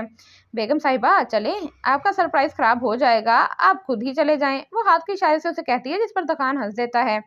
सोहा, सरप्राइज तुम्हारे लिए ही है, चलो मेरे साथ, देखना तुम कितना खुश होगी। वो गाड़ी से उतरता बाहर आकर सोहा की तरफ का दरवाजा खोलता है और उसकी तरफ अपनी हथेली बढ़ाता है, जिसे सोहा एक नजर दखान को देखकर थाम लेती है। तुम्हें पता है सोहा, ये मेरा फेवरेट रेस्टोरेंट है, मैं अक्सर यहाँ आता रहता हूँ। वो उसके साथ चलता हुआ मुस्कुराते हुए कहता है और उसकी मुस्कुराहट इतनी दिलकश होती है कि उसके सामने से गुजरती लड़कियों का ग्रुप भी उसे देखने पर मजबूर हो जाता है। आगे जाने पर सारी लड़कियां दखान को मुस्कुराते हुए मुड़कर देखती हैं, जो आंखों पर काला चश्मा लगाए, व्हाइट टी शर्ट पर ब्लू पैंट पहने किसी शहजादे से कम नहीं लग रहा था। सोहा जो इन लड़कियों को देख चुकी होती है, अब जब उन्हें पीछे मुड़कर देखती है तो वो लड़कियां अब भी दखान को मुड़कर देख रही होती हैं और सोहा उन्हें देखकर गुस्से से दखान के बाजू में अपना हाथ डाल लेती है। आइंदा के बाद इतना तैयार होकर मत आइएगा। वो सामने मुंह करे माथे पर बल डाले कहती है और दखान, जो उसके यूं अचानक बाजू पकड़ने पर हैरान था, अब उसके मुंह से ये लफ्ज सुनकर हंस देता है। क्यों, अच्छा नहीं लग रहा? अच्छे लग रहे हैं तभी कह रही हूँ कि अब व्हाइट शर्ट मत पहनिएगा और ये चश्मा भी उतारें, इतनी धूप नहीं है। वो कहती है, उसकी आंखों से चश्मा भी उतार लेती है और दुकान बस उसकी हरकत पर हंसता ही रह जाता है। तुम इधर खड़ी हो, मैं आता हूँ अभी। वो रेस्टोरेंट में दाखिल होते ही सोहा को खड़े अंदर की तरफ जाता है और सोहा पास ही कुर्सी खींचकर बैठ जाती है। मैम, आपको सर वहां बुला रहे हैं। कुछ देर बाद एक वेटर सोहा के पास आकर कोने की तरफ इशारा करता है तो सोहा इस बात में सर हिलाकर खड़ी होती है। आप उस तरफ चली जाएं, सर वही है। वो वेटर थोड़ा से फासले पर रुके सोहा को कहता है तो सोहा आगे की तरफ बढ़ती है। ये एक गली नुमा था, जहां से गुजरकर एक हॉल था, जहां आगे बहुत से टेबल रखे हुए थे, मतलब ये एक प्राइवेट जगह थी। वो गली से गुजरकर अंदर की तरफ जाती है तो नीली और लाल रोशनी से पूरा हॉल जगमग कर रहा था। हर टेबल के ऊपर एक गुलाब का गुलदस्ता रखा हुआ था, मगर एक टेबल ऐसा था जिसे रेड बैलून से डेकोरेट किया था। वो सबसे मुनफरिद भी लग रहा था। सोहा पूरे हॉल की हैरानगी से देखती आगे बढ़ती है। बस एक दो टेबल पर ही कपल बैठे हुए थे, जबकि सोहा की नजर उस टेबल पर जाती है जहां टेबल के ऊपर एक हार्ट शेप में केक रखा होता है, जिस पर सोहा द खान लिखा होता है। आगे भी उसके कुछ लिखा था, मगर सोहा अपना और द खान का नाम पढ़ते ही मुस्कुरा देती है कि तभी द खान उसके पास आता है। निकाह की 2nd मंथ एनिवर्सरी मुबारक हो बेगम साहिबा। द खान उसे कहता सर को थोड़ा खम देता है और सोहा उसके इस अंदाज पर भरपूर अंदाज में मुस्कुरा देती है। आए मिलकर इस खुशी को सेलिब्रेट करते हैं, मतलब केक काटते हैं। अब वो अपना हाथ आगे करे किसी शहजादे की तरह उसके सामने झुककर कहता है, जैसे वो कोई शहजादी हो, और सोहा भी किसी शहजादी की तरह अपना हाथ उसके हाथ में थमा देती है। अगर आप लोग भी हमारी इस छोटी सी खुशी में शरीक होंगे तो हमें बहुत खुशी होगी। द खान टेबल पर बैठे कपल को देखकर कहता है तो वो भी मुस्कुराते हुए उनकी तरफ आते हैं। आ जाओ सोहा। द खान अपने हाथ में छुरी पकड़े सोहा को कहता है तो सोहा भी उसके हाथ पर अपना हाथ रख देती है और यूं फिर वो दोनों मिलकर केक कट करते हैं। केक कटते ही पूरा हॉल तालियों से गूंज उठता है। मुबारक हो, मुबारक हो। बहुत सारे कपल बारी बारी द खान और सोहा को मुबारकबाद देते हैं, जिसे वो दोनों ही मुस्कुराकर वसूल करते हैं। एक्सक्यूज मी, ये केक आप इन सबको भी दे दें। द खान एक वेटर को अपने पास बुलाकर कहता है तो वो वेटर उस बात में सर हिलाता केक उठाकर ले जाता है। जी, तो कैसा लगा आपको सरप्राइज बेगम साहिबा? द खान कुर्सी पर बैठकर सोहा से पूछता है, जिसके चेहरे पर मुस्कुराहट जा ही नहीं रही होती। बहुत बहुत बहुत अच्छा, मैंने कभी सोचा भी नहीं था कि आप मेरे लिए इतना कुछ करेंगे। उसे वाकई बहुत खुशी होती है जो उसके चेहरे पर भी नजर आ रही थी। सोहा और दखान के निकाह को 2 महीने हो गए थे और इन 2 महीनों में जहां दखान सोहा को हर तरह से अपनी मोहब्बत का यकीन दिला रहा था, वहीं सोहा के दिल में भी अपने मुजाजी खुदा के लिए मोहब्बत पैदा हो रही थी। और आज जो दखान ने सोहा के लिए किया, उसके बाद सोहा के दिल में दखान के लिए मोहब्बत और बढ़ गई थी। ये तो कुछ भी नहीं है, हमारी शादी हो जाए ना, फिर मैं तुम्हें लंदन लेकर जाऊंगा, फिर हम वहाँ घूमेंगे फिरेंगे, बहुत मजा करेंगे। वो उसका हाथ पकड़कर कहता है, सच दखान, हम लंदन जाएंगे? आपको पता है मुझे लंदन कितना पसंद है। दखान की बात सुनकर उसकी आंखों में चमक आ जाती है। हाँ सच? अच्छा, मैंने तुम्हें इतना खूबसूरत तोहफा दिया है, तुम क्या दोगी मुझे? वो एक आईब्रो उठाकर उसे देखकर पूछता है तो सोहा सोच में पड़ जाती है। क्या चाहिए आपको? जब उसे समझ नहीं आता तो उसी से पूछ लेती है। मुझे तुमसे इजहार चाहिए कि तुम मुझसे कितनी मोहब्बत करती हो, और इजहार ऐसा हो कि मैं झूम उठूं। वो चमकती आंखों से कहता है और सोहा फौरन से अपना हाथ उसके हाथ से निकाल लेती है, जिस पर दखान के माथे पर बल आ जाते हैं। दखान, मुझसे ये नहीं होता, वो लब काटे कहती है। क्यों नहीं होता? तुम कोशिश तो करो, तुम भी मुझे आई लव यू कहो, मुझे बताओ कि तुम मुझसे कितनी मोहब्बत करती हो। दखान, मुझसे नहीं होता, प्लीज मुझे फोर्स ना करें। वो दखान के एक ही बात की रट पर चिढ़कर कहती है तो दखान को उसकी बात पर गुस्सा आ जाता है। ठीक है, मत करो, मैं ही पागल हूँ जो तुम्हारी मोहब्बत में पागल रहता हूँ, हर वक्त अपनी मोहब्बत का इजहार करता रहता हूँ। दखान गुस्से से कहता अपना मोबाइल उठा लेता है। दखान, मेरा वो मतलब नहीं था, आप गुस्सा क्यों हो रहे हैं? अच्छा, गुस्सा नहीं हूं तो क्या बोलूं मैं तुम्हें, बस ये कह रहा हूँ कि मुझसे इजहार करो अपनी मोहब्बत का, ताकि मुझे भी पता चले कि तुम मुझसे कितनी मोहब्बत करती हो। वो थोड़ा सख्त लहजे में कहता है और सोहा तो पहली बार ही से गुस्से में देखकर डर जाती है। दखान, क्या हो गया है आपको? क्यों बच्चों वाली बातें कर रहे हैं आप? मैं तुम्हारा मनकू हूँ ना, तो मैं मुकारा तुम्हारा मनकू हूँ ना, तो करो इजहार। दखान भी अपनी जिद का पक्का था। ये सोहा ने अभी तक नहीं जाना था कि वो जिस चीज के पीछे पड़ जाए फिर जब तक नहीं छोड़ता था जब तक वो खुद ना चाहता। दखान, मैं, तुम मुझसे इजहार करोगी या नहीं? वो उसकी बात काटे कहता है। मेरी बात, हाँ या ना? वो दोबारा उसकी बात काटकर उसे देखकर कहता है तो सोहा पहले उसे देखकर फिर नीचे मुंह करे नफी में सर हिलाती है। नहीं, मैं नहीं कर सकती, मुझ में अभी इतनी हिम्मत नहीं। जब वो अभी कह ही रही होती है कि दखान को खड़ा होता देख उसकी तरफ देखती है। मैं जा रहा हूँ, तुम खुद आ जाना। वो अपना मोबाइल और की उठाता बाहर की तरफ जाता है और सोहा भी जल्दी से अपना बैग उठाकर उसकी तरफ जाती है। दखान, दखान, मेरी बात तो सुने। दखान, वो उसे आवाज दिए जाती है कि एक वेटर से जोर से टकराती है। सॉरी, मुझे नहीं पता था कि आप आ रहे हैं, आपको लगी तो नहीं? सोहा उस वेटर से पूछती है क्योंकि गलती भी उसी की थी। नहीं, कोई बात नहीं मैम, इट्स ओके। वो वेटर उसे कहता नीचे से बर्तन उठाता है और सोहा फौरन दखान की जानिब देखती है जो बाहर की तरफ जा रहा होता है और फौरन उसके पीछे जाती है। दखान, दखान, प्लीज मेरी बात सुन लें। वो दखान को गाड़ी में बैठता देख उसे आवाज लगाती है मगर वो तो जैसे सुन ही नहीं रहा होता, और सोहा जब उस तक पहुंचती है तो वो गाड़ी जन से आगे बढ़ा देता है और सोहा बेचारी बस उसकी कार को ही देखती रह जाती है। साहब जी, खाना लगाऊं? इलाही बख्श दखान को आते देखकर कहता है। हाँ लगाओ, वो कहता अपने कमरे की तरफ जाता है और कमरे में आकर मोबाइल को बेड पर फेंकता है। सारे प्लान में उस लड़की ने पानी फेर दिया, इतनी मेहनत से सब कुछ किया था और उसने। वो गुस्से से परफ्यूम उठाकर दीवार पर मारता है और वो ऐसा ही था, जब उसे गुस्सा आता वो चीजों पर उतारता जो भी हाथ लगे, चाहे वो लाख की ही क्यों ना हो। तुम्हें इजहार तो करना होगा सोहा, वरना मेरा तुमसे निकाह करने का क्या फायदा? साहब जी, खाना। इलाही बख्श खाने की ट्रे लाकर कहता है। इसे वापस ले जाओ, मुझे नहीं खाना, और ये कमरा अभी फौरन साफ करो। वो कहता कमरे से बाहर निकल जाता है और अब उसकी अगली मंजिल राबिया का कमरा था। सोहा बेटा, खाना तो खाओ, ये क्या बस चम्मच हिलाए जा रही हो? आसिया जो कब से बैठी थी सोहा को नोट कर रही थी बोल ही देती है। अम्मी, मेरी तबीयत आज ठीक नहीं है, मैं अपने कमरे में जा रही हूँ। सोहा प्लेट को आगे धकेल कर उठती है। सोहा, अगर तबीयत ज्यादा खराब है तो भाई के साथ डॉक्टर के पास चली जाओ। वह फार फिक्रमंदी से पूछते हैं तो बाकी सब भी उसे फिक्रमंदी से देखते हैं। नहीं अबू, मैं अभी टैबलेट लूंगी तो सुबह तक ठीक हो जाऊंगी। अच्छा ठीक है, फिर आराम करो जाके, और किसी चीज की जरूरत हो तो आवाज लगा देना। आसिया उसे कहती है तो वो उस बात में सर हिलाती अपने कमरे की तरफ जाती है। उसे पता नहीं क्यों दखान का यूं नाराज होना बिल्कुल अच्छा नहीं लगा था, और अब जब वो उसके दिल के इतने करीब आ गया था तो अब तो वो चाहती थी कि वो उससे मोहब्बत से बात करे जैसे आज, मगर आज उसने दिल ही तोड़ दिया था दखान का। क्या करूं, फोन करूं उन्हें? वो बेड पर बैठते हुए सोचती है, फिर मोबाइल उठाकर कॉल मिलाती है। दखान राबिया के कमरे में आता लाइट ऑन करता है जो बस एक हाथ लगने से सारा कमरा जगमगा जाता है। राबिया का कमरा दखान ने ही इधर सेट करवाया था और जब उसे राबिया की याद आती वो उधर ही उसकी तस्वीरों से घंटों बातें करता था।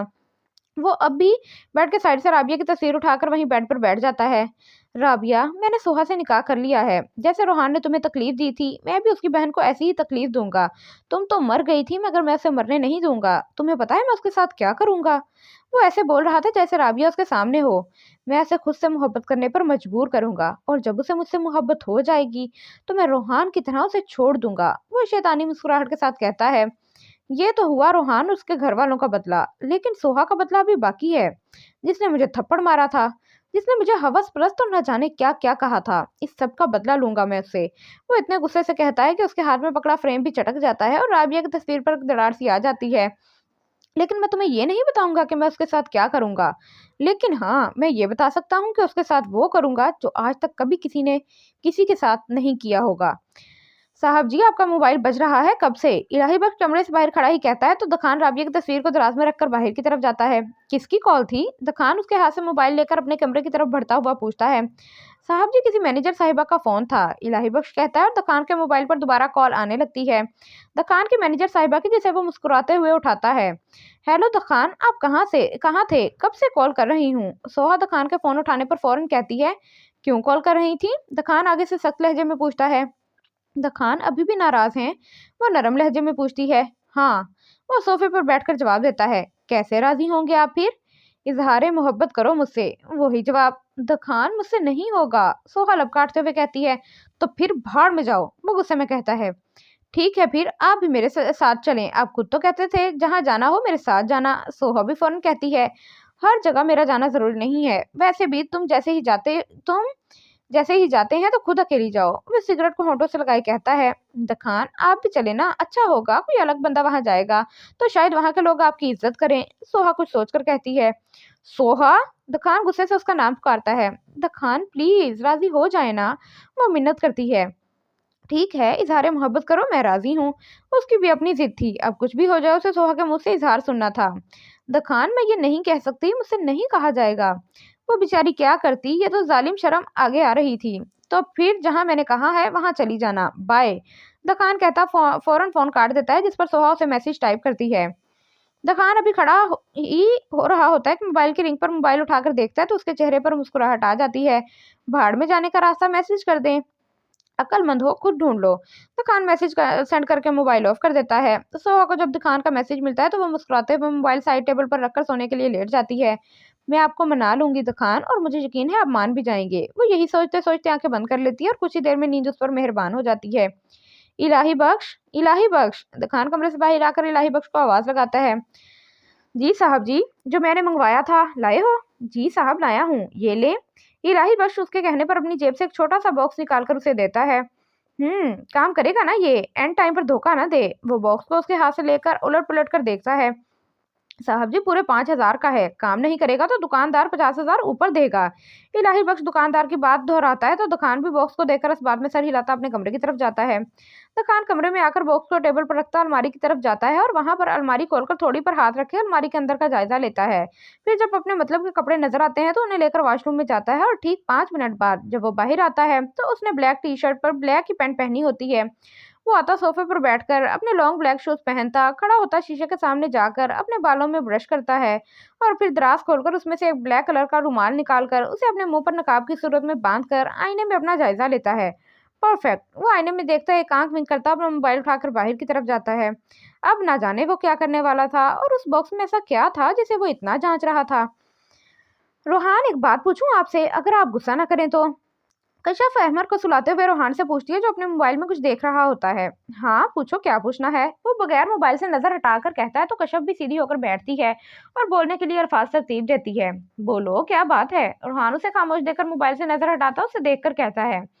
रोहान, मैं कह रही थी अगर हम एक बार राबिया से मिलने खाने वाल चलते हैं, देखते हैं वो कैसी है अब। और कश्यप, अब उससे आगे एक लफ्ज भी मत कहना। मैंने तुम्हें कहा था ना कि अगर चाहती हो हमारे बीच कोई बदगुमानी ना हो तो राबिया का जिक्र मत करना। तो क्यों तुम हर वक्त अपनी बातों में शामिल करती हो उसे? और रोहान उसकी बात को गुस्से से काटते हुए कहता है। रोहान, हो सकता है वो ठीक हो, शायद अपने घर वालों की वजह से मजबूर हो, तभी उसने तुम्हें धोखा दिया हो। वो ना जाने उसे क्या बताना चाह रही थी कि क्या नहीं। अच्छा, अगर वो घर वालों की वजह से मजबूर थी तो उसने मुझे पहले ये क्यों कहा था कि तुम मुझे कश्यप के घर से ले लेना? क्योंकि उसने कहा था कि हम कहीं दूर चले जाएंगे। अगर उसे एहसास होता ना अपनी फैमिली का तो मुझसे कभी ऐसी बात नहीं करती। रोहान अपने मोबाइल को ऑफ करे कश्यप की तरफ मुड़ता है। तुम उससे मोहब्बत नहीं करते, मतलब अब करते हो उससे मोहब्बत? कश्यप उसे जांच रही होती है। पहले करता था, अब मुझे नफरत है उससे। और अगर तुमने ऐसी बात कही तो मुझसे बुरा कोई नहीं होगा। रोहान कहता गुस्से से कमरे से बाहर चला जाता है और कश्यप बस उसे देखती ही रह जाती है। मुझे बता देना चाहिए रोहान को। नहीं, नहीं अभी नहीं, जब सफ़ा थोड़ी बड़ी हो जाएगी तब बता दूँगी। वरना अगर मुझे रोहान ने छोड़ दिया तो मैं कहाँ जाऊँगी? वो खुद से सोचती अपना सर दोनों हाथों से पकड़ लेती है। उसे खुद भी सुकून नहीं था और ये भी नहीं पता था कि जिस राबिया से वो मिलना चाह रही थी, वो तो कब की मर चुकी है। दखान अपनी गाड़ी रोककर बाहर का जायजा लेता है, जहाँ गली में बस एक पीला बल्ब लगा होता है और उसी की रोशनी आधी गली में फैली होती है। और वो अपना मुंह पर लगा रुमाल दुरुस्त करके सामने शीशे में अपना जायजा लेता गाड़ी से उतरता है और कदम अपने मतलूबा घर की तरफ बढ़ाता है। उफ, अंदर जाने का रास्ता कहाँ से होगा? वो घर के सामने खड़ा पूरे घर का जायजा लेता है, फिर किसी ख्याल के तहत घर की बैक साइड पर आ जाता है। इस खिड़की से जा सकता हूँ। वह खिड़की देखकर कमर पर हाथ रखे खुद से ही कहता है, मगर कैसे? वो कहता नजर इधर उधर घुमाता है तो एक सीढ़ी नजर आती है। हाँ, ये ठीक रहेगी। वो कहता है सीढ़ी की तरफ जाता है, मगर जब उसे उठाने लगता है तो नजर उस सीढ़ी की एक साइड पर लिपटी जंजीर पर जाती है। बट नॉनसेंस यार, सीढ़ी को कौन ताला लगाता है? वो सीढ़ी को जंजीर की मदद से लॉक करे देख गुस्से से कहता है। फिर कुछ सोचकर एक पत्थर उठाकर उस छोटे से ताले पर मारता है, जो एक बारी में तो नहीं मगर 3-4 बार मारने पर टूट जाता है। थैंक गॉड टूट गया। वो एक लंबी सांस लेकर सीढ़ी को उठाता है और उस घर की खिड़की के पास रखता है। और जैसे ही चढ़ने लगता है तो सामने से कुत्ता आकर भौंकने लग जाता है। अबे यार, तुझे भी अभी आना था। अच्छा चुप हो जा, भौंक नहीं। वो कहता है उसके सामने बैठकर उसके सर पर नरमी से हाथ फेरता है तो कुत्ता भी फौरन चुप होकर बैठ जाता है। गुड बॉय, अब मैं ऊपर जा रहा हूँ, कोई आए तो तुमने भौंक कर मुझे बताना है, ठीक है? मैं समझ जाऊंगा कि कोई आ गया है। वो उसे प्यार से कहता ऊपर चढ़ता है और कुत्ता ऐसे आराम से बैठ जाता है जैसे उसे दुकान की बात समझ आ गई हो। खान ऊपर आता है, एक नजर नीचे देखता है जहाँ कुत्ता अभी भी वैसे ही बैठा बैठा होता है। फिर वो आराम से खिड़की खोलकर अंदर का जायजा लेता है। अंदर बस एक साइड लैंप की हल्की सी रोशनी कमरे में फैली होती है। वो आराम से एक सीढ़ी ऊपर चढ़ता खिड़की से अंदर कमरे में कूद जाता है, फिर आराम से खिड़की का दरवाजा बंद करता अंदर की तरफ आता है। अब जो करना है खान, जल्दी करना होगा। वो खुद से कहता है, ड्रेसिंग के सामने जाता है और फिर साथ में रखी एक कुर्सी उठाकर अपने सामने रखता है, उस पर खड़ा होता है और एक नज़र नीचे बेड पर लेटे वजूद पर डालता है कि कहीं उठ तो नहीं गई। बस ऐसे आराम से सोती रहो बेगम साहिबा, ताकि मेरा काम हो जाए। वो सोहा को देखे दिल में कहता अपनी जेब से वही बॉक्स निकालता है जो उसने इलाही बख्श से मंगवाया था।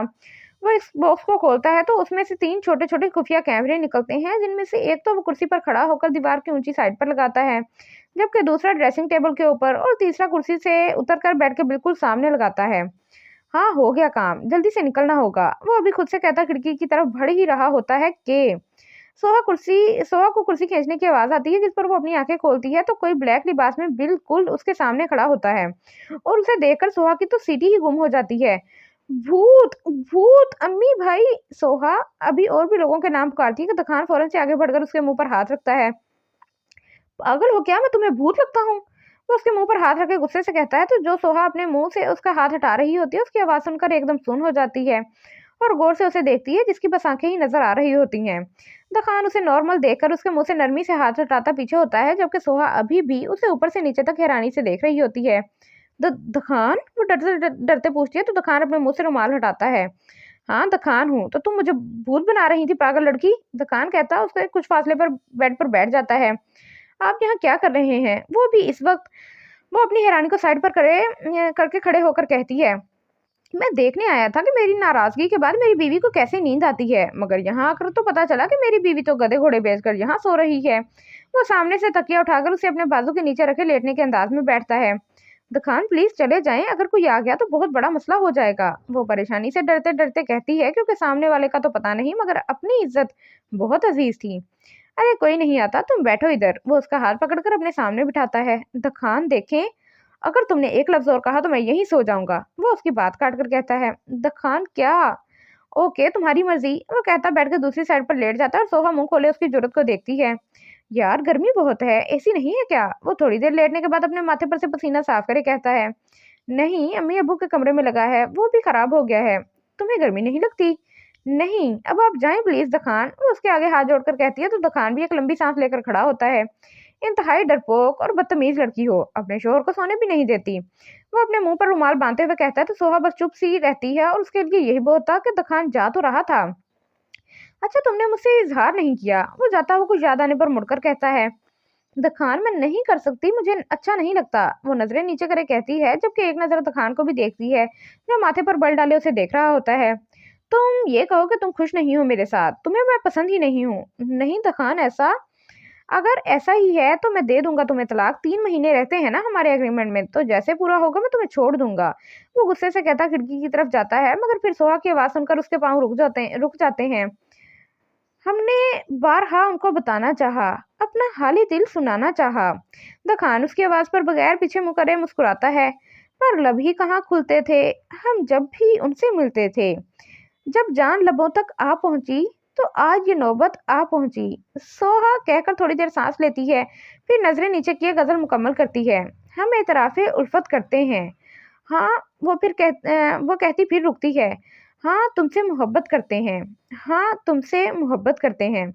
दखान का दिल उसके इतने प्यारे अंदाज पर झूम उठता है और वो मुस्कुराता हुआ पीछे मुड़ता है तो सोहा नजरें नीचे किए खड़ी होती है। सोहा तुम तो ऐसे कर रही हो जैसे तुम अपने शोहर से नहीं किसी गैर से इजहार कर रही हो। दखान, मुझे अच्छा नहीं लगता था, ये भी सिर्फ आपकी नाराजगी को देखकर ये बताने के लिए कहा है कि मैं आपको छोड़ नहीं सकती। वो उसकी तरफ देखे कहती है तो दखान मुस्कुरा जाता है। मैं भी तुम्हें कभी नहीं छोड़ूंगा, अगर तुम कहोगी भी ना कि दखान मुझे छोड़ दो तब भी नहीं। वो उसके पास आकर कहता है तो सोहा नासमझी से उसे देखती है। मतलब मैं समझी नहीं। कुछ नहीं, पता चल जाएगा बहुत जल्द। वो कहता खिड़की की तरफ जाता है। क्या पता चल जाएगा मुझे? सोहा उसके जाने के बाद सोचती है, फिर जल्दी से खिड़की की तरफ जाती है। खिड़की के पास आती है तो दखान पैंट की जेबों में हाथ डाले मुंह नीचे किए चल रहा होता है और फिर आहिस्ता आहिस्ता वो अंधेरे में कहीं गायब हो जाता है। और सोहा उसके जाने के बाद दोबारा अपने बेड की तरफ आती है। क्या वाकई दखान मुझसे इतनी मोहब्बत करते हैं जितनी मुझे लगता है? हाँ, इतनी ही करते होंगे, तभी तो इतनी रात को मुझसे मिलने आए थे, वरना कौन आता है। वो सोचती सोचती लेट जाती है और जब ख्याल आता है कि आज उसने दखान को अपनी मोहब्बत का यकीन दिलाया है तो वो मुस्कुराती हुई खुद से शर्मा कर तकिए में मुंह दे देती है। उफ यार, इतना थक गया हूँ।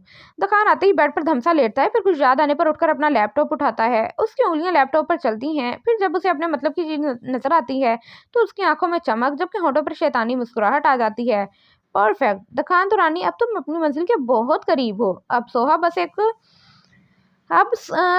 एक मौके का इंतजार है। अब न जाने वो कौन सा मौका होगा जो मेरे हाथ लगेगा। वो सामने स्क्रीन की तरफ देखे कहता है, जहाँ स्क्रीन पर 3 पार्ट होते हैं और तीनों पार्ट सोहा का रूम ही दिखा रहे होते हैं। तो खान कुछ देर तक ऐसे ही सोहा का रूम देखता है जहाँ सोहा आराम से सो रही होती है, और वैसे ही उसको देखकर जब बोर हो जाता है तो लैपटॉप बंद करके साइड पर रखता है, एक सिगरेट उठाता है और उसे लबों से लगाकर लाइटर की मदद से जलाता है। अब उसे थोड़ा सुकून था। उसे ना जाने किस चीज की इतनी खुशी थी, इस बात की कि सोहा ने उसे इजहार मोहब्बत किया है। लेकिन सोहा का इजहार मोहब्बत करने से उसे क्या फायदा होगा, अब ये तो दखान को ही पता था। अम्मी, आपने मुझे उठाया क्यों नहीं? देखिए कितनी देर हो गई है। सोहा उठकर जल्दी से अपने बालों का जूड़ा बनाकर कहती है, हाँ क्योंकि तुम्हारे अब्बू और भाई ने मना कर दिया है कि सोहा को अब सुबह सुबह ना उठाया जाए। आसिया उसके बेड की चादर ठीक करते हुए कहती है, वो क्यों भला? वो यूं कि अब तुम्हारे भाई और अब्बू जाते हैं ना दुकान पर, और घर भी अब पहले से अच्छा चल रहा है, तो रोहान ने कहा है कि अब सोहा को मना कर देना कि वो अब जॉब पर नहीं जाए। क्या अम्मी, मगर क्यों? वो फौरन से घबरा कर बोलती है, क्या हो गया है सोहा? ऐसे लग रहा है तुम्हें जॉब का नहीं ससुराल जाने से मना कर रही हूँ। आसिया उसकी बेचैनी पर कहती है, क्या मतलब आपका? वो हड़बड़ाकर पूछती है, क्योंकि एक तरह से ससुराल ही हुआ उसका। कुछ मतलब नहीं, तुम्हारी जॉब छुड़वाने की एक वजह और भी है। वो मुस्कुराते हुए सोहा को अपने पास बिठाकर बोलती है और सोहा को उनकी मुस्कुराहट से खतरे की बू आती है। क्या वजह अम्मी? अरे वो तुम्हारे बड़े ताया नहीं है, उन्होंने अपने बेटे साइम के लिए तुम्हारा हाथ मांगा है। माशाल्लाह से साइम बहुत अच्छा बच्चा है, और तुम्हारी ताई तो कह रही थी कि जल्द से जल्द मैं सोहा को साइम की दुल्हन बनाकर ले जाऊंगी। आसिया मुस्कुराती हुई बोलती है और सोहा को लगता है कि कमरे की छत उस पर आ गिरी हो। मैं नहीं करूंगी साइम भाई से शादी, मुझे नहीं पसंद वो। सोहा फौरन उन्हें मना कर देती है। सोहा, तुम्हारे अब्बू ने कहा था कि सोहा राजी है। मैंने कहा हाँ राजी है, तभी उन्होंने तुम्हारी मंगनी इस जुमे को रख दी है। अम्मी, मैं कहाँ राजी हूँ जो आपने अब्बू को कह दिया? मुझे नहीं करनी मंगनी, अभी अब्बू आएंगे तो आप खुद मना करेंगी। मुझसे पूछ तो लेती कि क्या मैं राजी हूँ। वो गुस्से से खड़े होकर कहती है, सोहा क्या हो गया है, क्यों इतना गुस्सा हो रही हो? साइम इतना अच्छा लड़का है, पढ़ा लिखा है, शक्ल का भी प्यारा है, फिर क्यों तुम ऐसी हरकत कर रही हो? मुझे नहीं पसंद वो। बस करो सोहा, तुमने खुद कहा था मुझे कि अम्मी इस मामले में आपका जो फैसला होगा वही मेरा होगा। तभी मैंने तुम्हारे अब्बू को कह दिया कि हाँ वो राजी है। उन्हें सोहा की बात पर बहुत गुस्सा आता है। हाँ पहले कहा था, मगर अब मैं मना कर रही हूँ, मुझे नहीं करनी। तुम्हारी जुमे को मंगनी है, अब अगर तुमने मुझे मना किया तो मुझसे बुरा कोई नहीं होगा। मेरे सामने ऐसे चीख रही हो, अगर अपने बाप के सामने ऐसे बात की तो उनके सामने ही तुम्हारे मुंह पर थप्पड़ लगाऊंगी। वो गुस्से से उसके सामने खड़ी होती हैं। मैं नहीं करूंगी, आप कुछ भी कर लें, वो कहती गुस्से से पैर पटकती बाहर चली जाती है। मंगनी तो तुम्हारी साइम से ही होगी, वो भी जुमे को, भले कुछ भी कर लो। आसिया भी ऊंची आवाज में कहती हैं। सोहा क्या हुआ है, इतनी टेंशन में क्यों लग रही हो? कश्यप सोहा को अकेले बैठे देखकर उसके पास आती है। कुछ नहीं, बस वैसे ही, वो नरमी से जवाब। इस महारानी को साइम से शादी नहीं करनी, तभी इनका मुंह बना हुआ है। अब तुम ही बताओ कश्यप, क्या बुराई है साइम में? कितना अच्छा बच्चा है वो। आसिया किचन से आते हुए सोहा को फिर कश्यप से पूछती है। अच्छा, तो इस वजह से परेशान हो? ये भी कोई बात है परेशान होने वाली? सोहा, साइम बहुत अच्छा है, मैं उससे बस 2 बार मिली हूँ, तभी मुझे अंदाजा हो गया कि वो तुम्हें बहुत खुश रखेगा। कश्यप आसिया की बात सुनकर सोहा को समझाती है तो सोहा एकदम चिढ़कर उठती है। मैंने कब कहा कि वो बुरे हैं? बस मुझे नहीं पसंद तो नहीं पसंद, मैं नहीं करूंगी उनसे शादी, और अब दोबारा मेरे सामने उसकी तारीफ मत करिएगा। सोहा कहती अपने कमरे की तरफ जाती है। वो तंग आ गई थी सुबह से साइम की लंबी लंबी तारीफें सुनकर। सोहा कमरे में आकर जोर से दरवाजा बंद करती है और आकर बेड पर धम से बैठती है। मैं कैसे किसी के निकाह में होकर किसी और से मंगनी कर सकती हूँ? मैं क्या करूँ या अल्लाह, कोई रास्ता दिखा। वो रोते हुए खुद से कहती है, फिर किसी ख्याल के आने पर अपने आंसू साफ करे फोन उठाती है। दखान अपने ऑफिस में बैठा सिगरेट को होंठों से लगाए लैपटॉप की स्क्रीन को बड़े गौर से देख रहा था, जहां सोहा रोते हुए फोन अपने कान से लगा रही थी। जबकि सोहा के रोने पर दखान के माथे पर नासमझी से बल आ जाते हैं। ये रो क्यों रही है? क्या इसके घर वालों को हमारे निकाह का पता चल गया? वो अभी मजीद सोचता है, इससे पहले उसका मोबाइल रिंग होता है, जिसे उठाकर वो एक नज़र लैपटॉप में सोहा और फिर मोबाइल पर देखकर मुस्कुराता है। तो बेगम साहिबा मुझे फ़ोन कर रही हैं, वो कहता मुस्कुराते हुए फ़ोन कान से लगाता है। हेलो, कैसी हो बेगम साहिबा? दखान। सोहा दखान की आवाज़ सुनकर रोने लग जाती है, जिस पर दखान मोबाइल कान से हटाकर मोबाइल को और फिर लैपटॉप में सोहा को बेजारी से देखता है। क्या हुआ जान दखान, रो क्यों रही हो? दखान मोबाइल दोबारा कान से लगाकर बहुत प्यार से कहता है। लखान भाई ने मना कर दिया है ऑफिस आने से, सोहा रोते हुए ही बताती है। क्यों, उसे क्या मसला है? दखान के माथे पर एकदम बल आ जाते हैं। दखान, सिर्फ यही बात नहीं है, अम्मी अबू ने मेरा रिश्ता भी तय कर दिया है मेरे कजन साइम के साथ। क्या, तुम्हारा रिश्ता? मगर क्यों? दकान एक झटके से कुर्सी छोड़कर उठता है।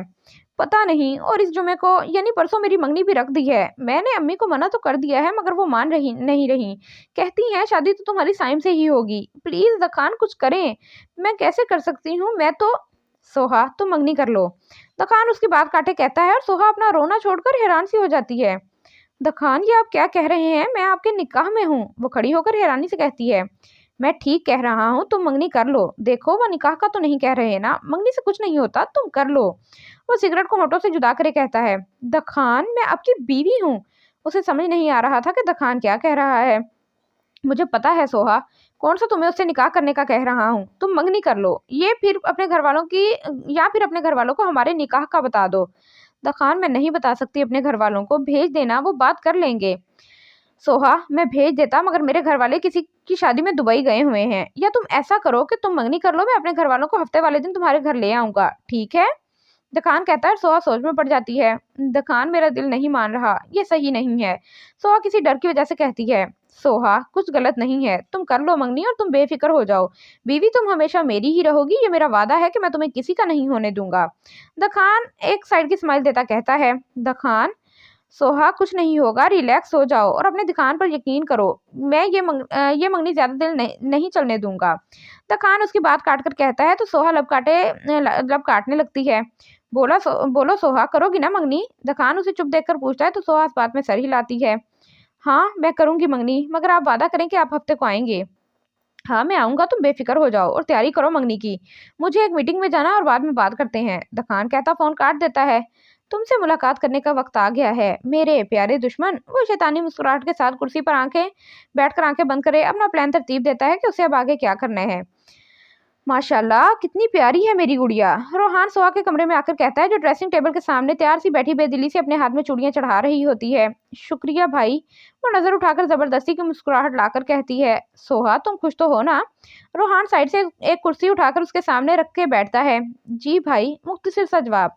साइम बहुत अच्छा है सोहा, वो तुम्हें बहुत खुश रखेगा। भाई, मुझे पता है साइम बहुत अच्छा है, आप लोगों ने मेरे लिए बहुत अच्छा इंतखाब किया है, मगर मैं क्या करूं, मैं मजबूर हूं। मैं दखान के निकाह में हूँ, अगर मैं दखान के निकाह में ना होती तो इस रिश्ते से दिलो जान से राजी होती। वो रोहान को देखे दिल में सोचती है और रोहान न जाने उसे क्या क्या बता रहा होता है साइम के बारे में। सोहा, तुम मुझे सुन रही हो ना? रोहान उसे खुद को तकता देख कहता है तो सोहा भी ख्यालों से बाहर आती है। जी जी भाई, मैं सुन रही हूँ। कोई परेशानी है तो मुझसे शेयर करो। रोहान उसे चुप चुप देखकर पूछता है। नहीं भाई, कोई परेशानी नहीं है, बस वैसे ही। अगर भाई बहन का प्यार हो गया हो तो इधर अपने छोटे भाई पर भी नजर डाल लें। सैफ कमरे में आकर दोनों को मुस्कुराता हुआ देखकर बोलता है। अरे आ जाओ, तुम भी प्यार ले लो, तुम्हें किसने मना किया है? रोहान उसकी तरफ अपना हाथ बढ़ाकर कहता है। रहने दें भाई, आप बस आप ही से प्यार करते हैं। सैफ मुंह बनाता बेड पर बैठता है। ऐसी बात नहीं है सोहा, बहन है ना तभी उससे ज्यादा प्यार है। तुम्हें प्यार नहीं है सोहा से? वो कहता उससे पूछता है। रोहान को सैफ से भी उतनी ही मोहब्बत थी जितनी सोहा से, मगर सैफ को हमेशा यही लगता था कि वो सिर्फ सोहा से प्यार करता है। जाहिर सी बात है, बहन है तो मोहब्बत तो होगी ना। वो सोहा को देखे मुस्कुराते हुए कहता है। अच्छा भाई, आपको अब्बू बुला रहे थे, शायद उन्हें कोई काम था आपसे। सैफ कुछ याद आने पर रोहान से कहता तो बस बाद में सर हिलाता खड़ा होता है। अच्छा चलो, मैं देख कर आता हूँ कि क्या क्या इंतजामात हो गए हैं। ये ना होगा मेरी बहन की मंगनी में कोई कसर रह जाए। रोहान सोहा के सर पर हाथ रखता बाहर की तरफ चला जाता है। आपकी कोई बात है जो यूं चुप चुप हो? सैफ रोहान के जाने के बाद सोहा का चेहरा देखे पूछता है। मैं ये जूती उठाकर तुम्हें इतना मारूंगी कि तुम याद रखोगे। अब क्या मैं नाचूं कि देखो मेरी मंगनी है, मैं खुश हूँ? सोहा सबकी बात का गुस्सा सैफ पर उतार देती है और सैफ बेचारा शर्मिंदा सा हो जाता है। आप पी, मैंने ऐसा भी क्या कह दिया जो आप इतना गुस्सा कर रही हैं? कुछ नहीं हुआ, जाओ मुझे अकेला छोड़ दो। वो बेजारी से कहती अपना मोबाइल उठाती है। सैफ भी चुपचाप उठकर वहां से चला जाता है और सोहा सैफ के जाने के बाद मोबाइल दोबारा टेबल पर रखकर अपना सर हाथों में पकड़ लेती है। आज उनसे मिलना है हमें, आज उनसे मिलना है हमें, चलो उनके लिए कुछ लेते चलें और उनको दुआएं देते चलें। दुकान आईने के सामने खड़ा तैयार होते हुए गुनगुना रहा होता है और उसे देखकर लग रहा होता है जैसे वो बहुत खुश है। साहब जी, ये मिठाई मंगवा ली है। इलाही बख्श दुकान के कमरे में आकर उसे देखते हुए एक डब्बा आगे करता है। गुड, अब इसे मेरी गाड़ी में जाकर रख दो। वो अपने हाथ में घड़ी बांधते हुए मसरूफ से अंदाज में कहता है तो इलाही बख्श सर हिलाता बाहर की तरफ जाता है। हाँ ठीक लग रहा हूँ ना? वो तैयार होकर अपना जायजा लेते हुए कहता है जो ब्लैक बैंड में गजब ढा रहा होता है। चलो एक नजर बेगम साहिबा पर भी डालते हैं, कैसी लग रही हैं? दुकान कहता हुआ अपना लैपटॉप उठाता है। माशाल्लाह, इतनी हसीन बीवी मिली है मुझे, मगर अब अफसोस होता है तुम्हारी किस्मत पर बेगम साहिबा कि तुम दुकान की बीवी बनी हो। वो मुस्कुराता हुआ कहता लैपटॉप बंद करता है और फिर मोबाइल उठाकर बाहर की तरफ कदम बढ़ाता है।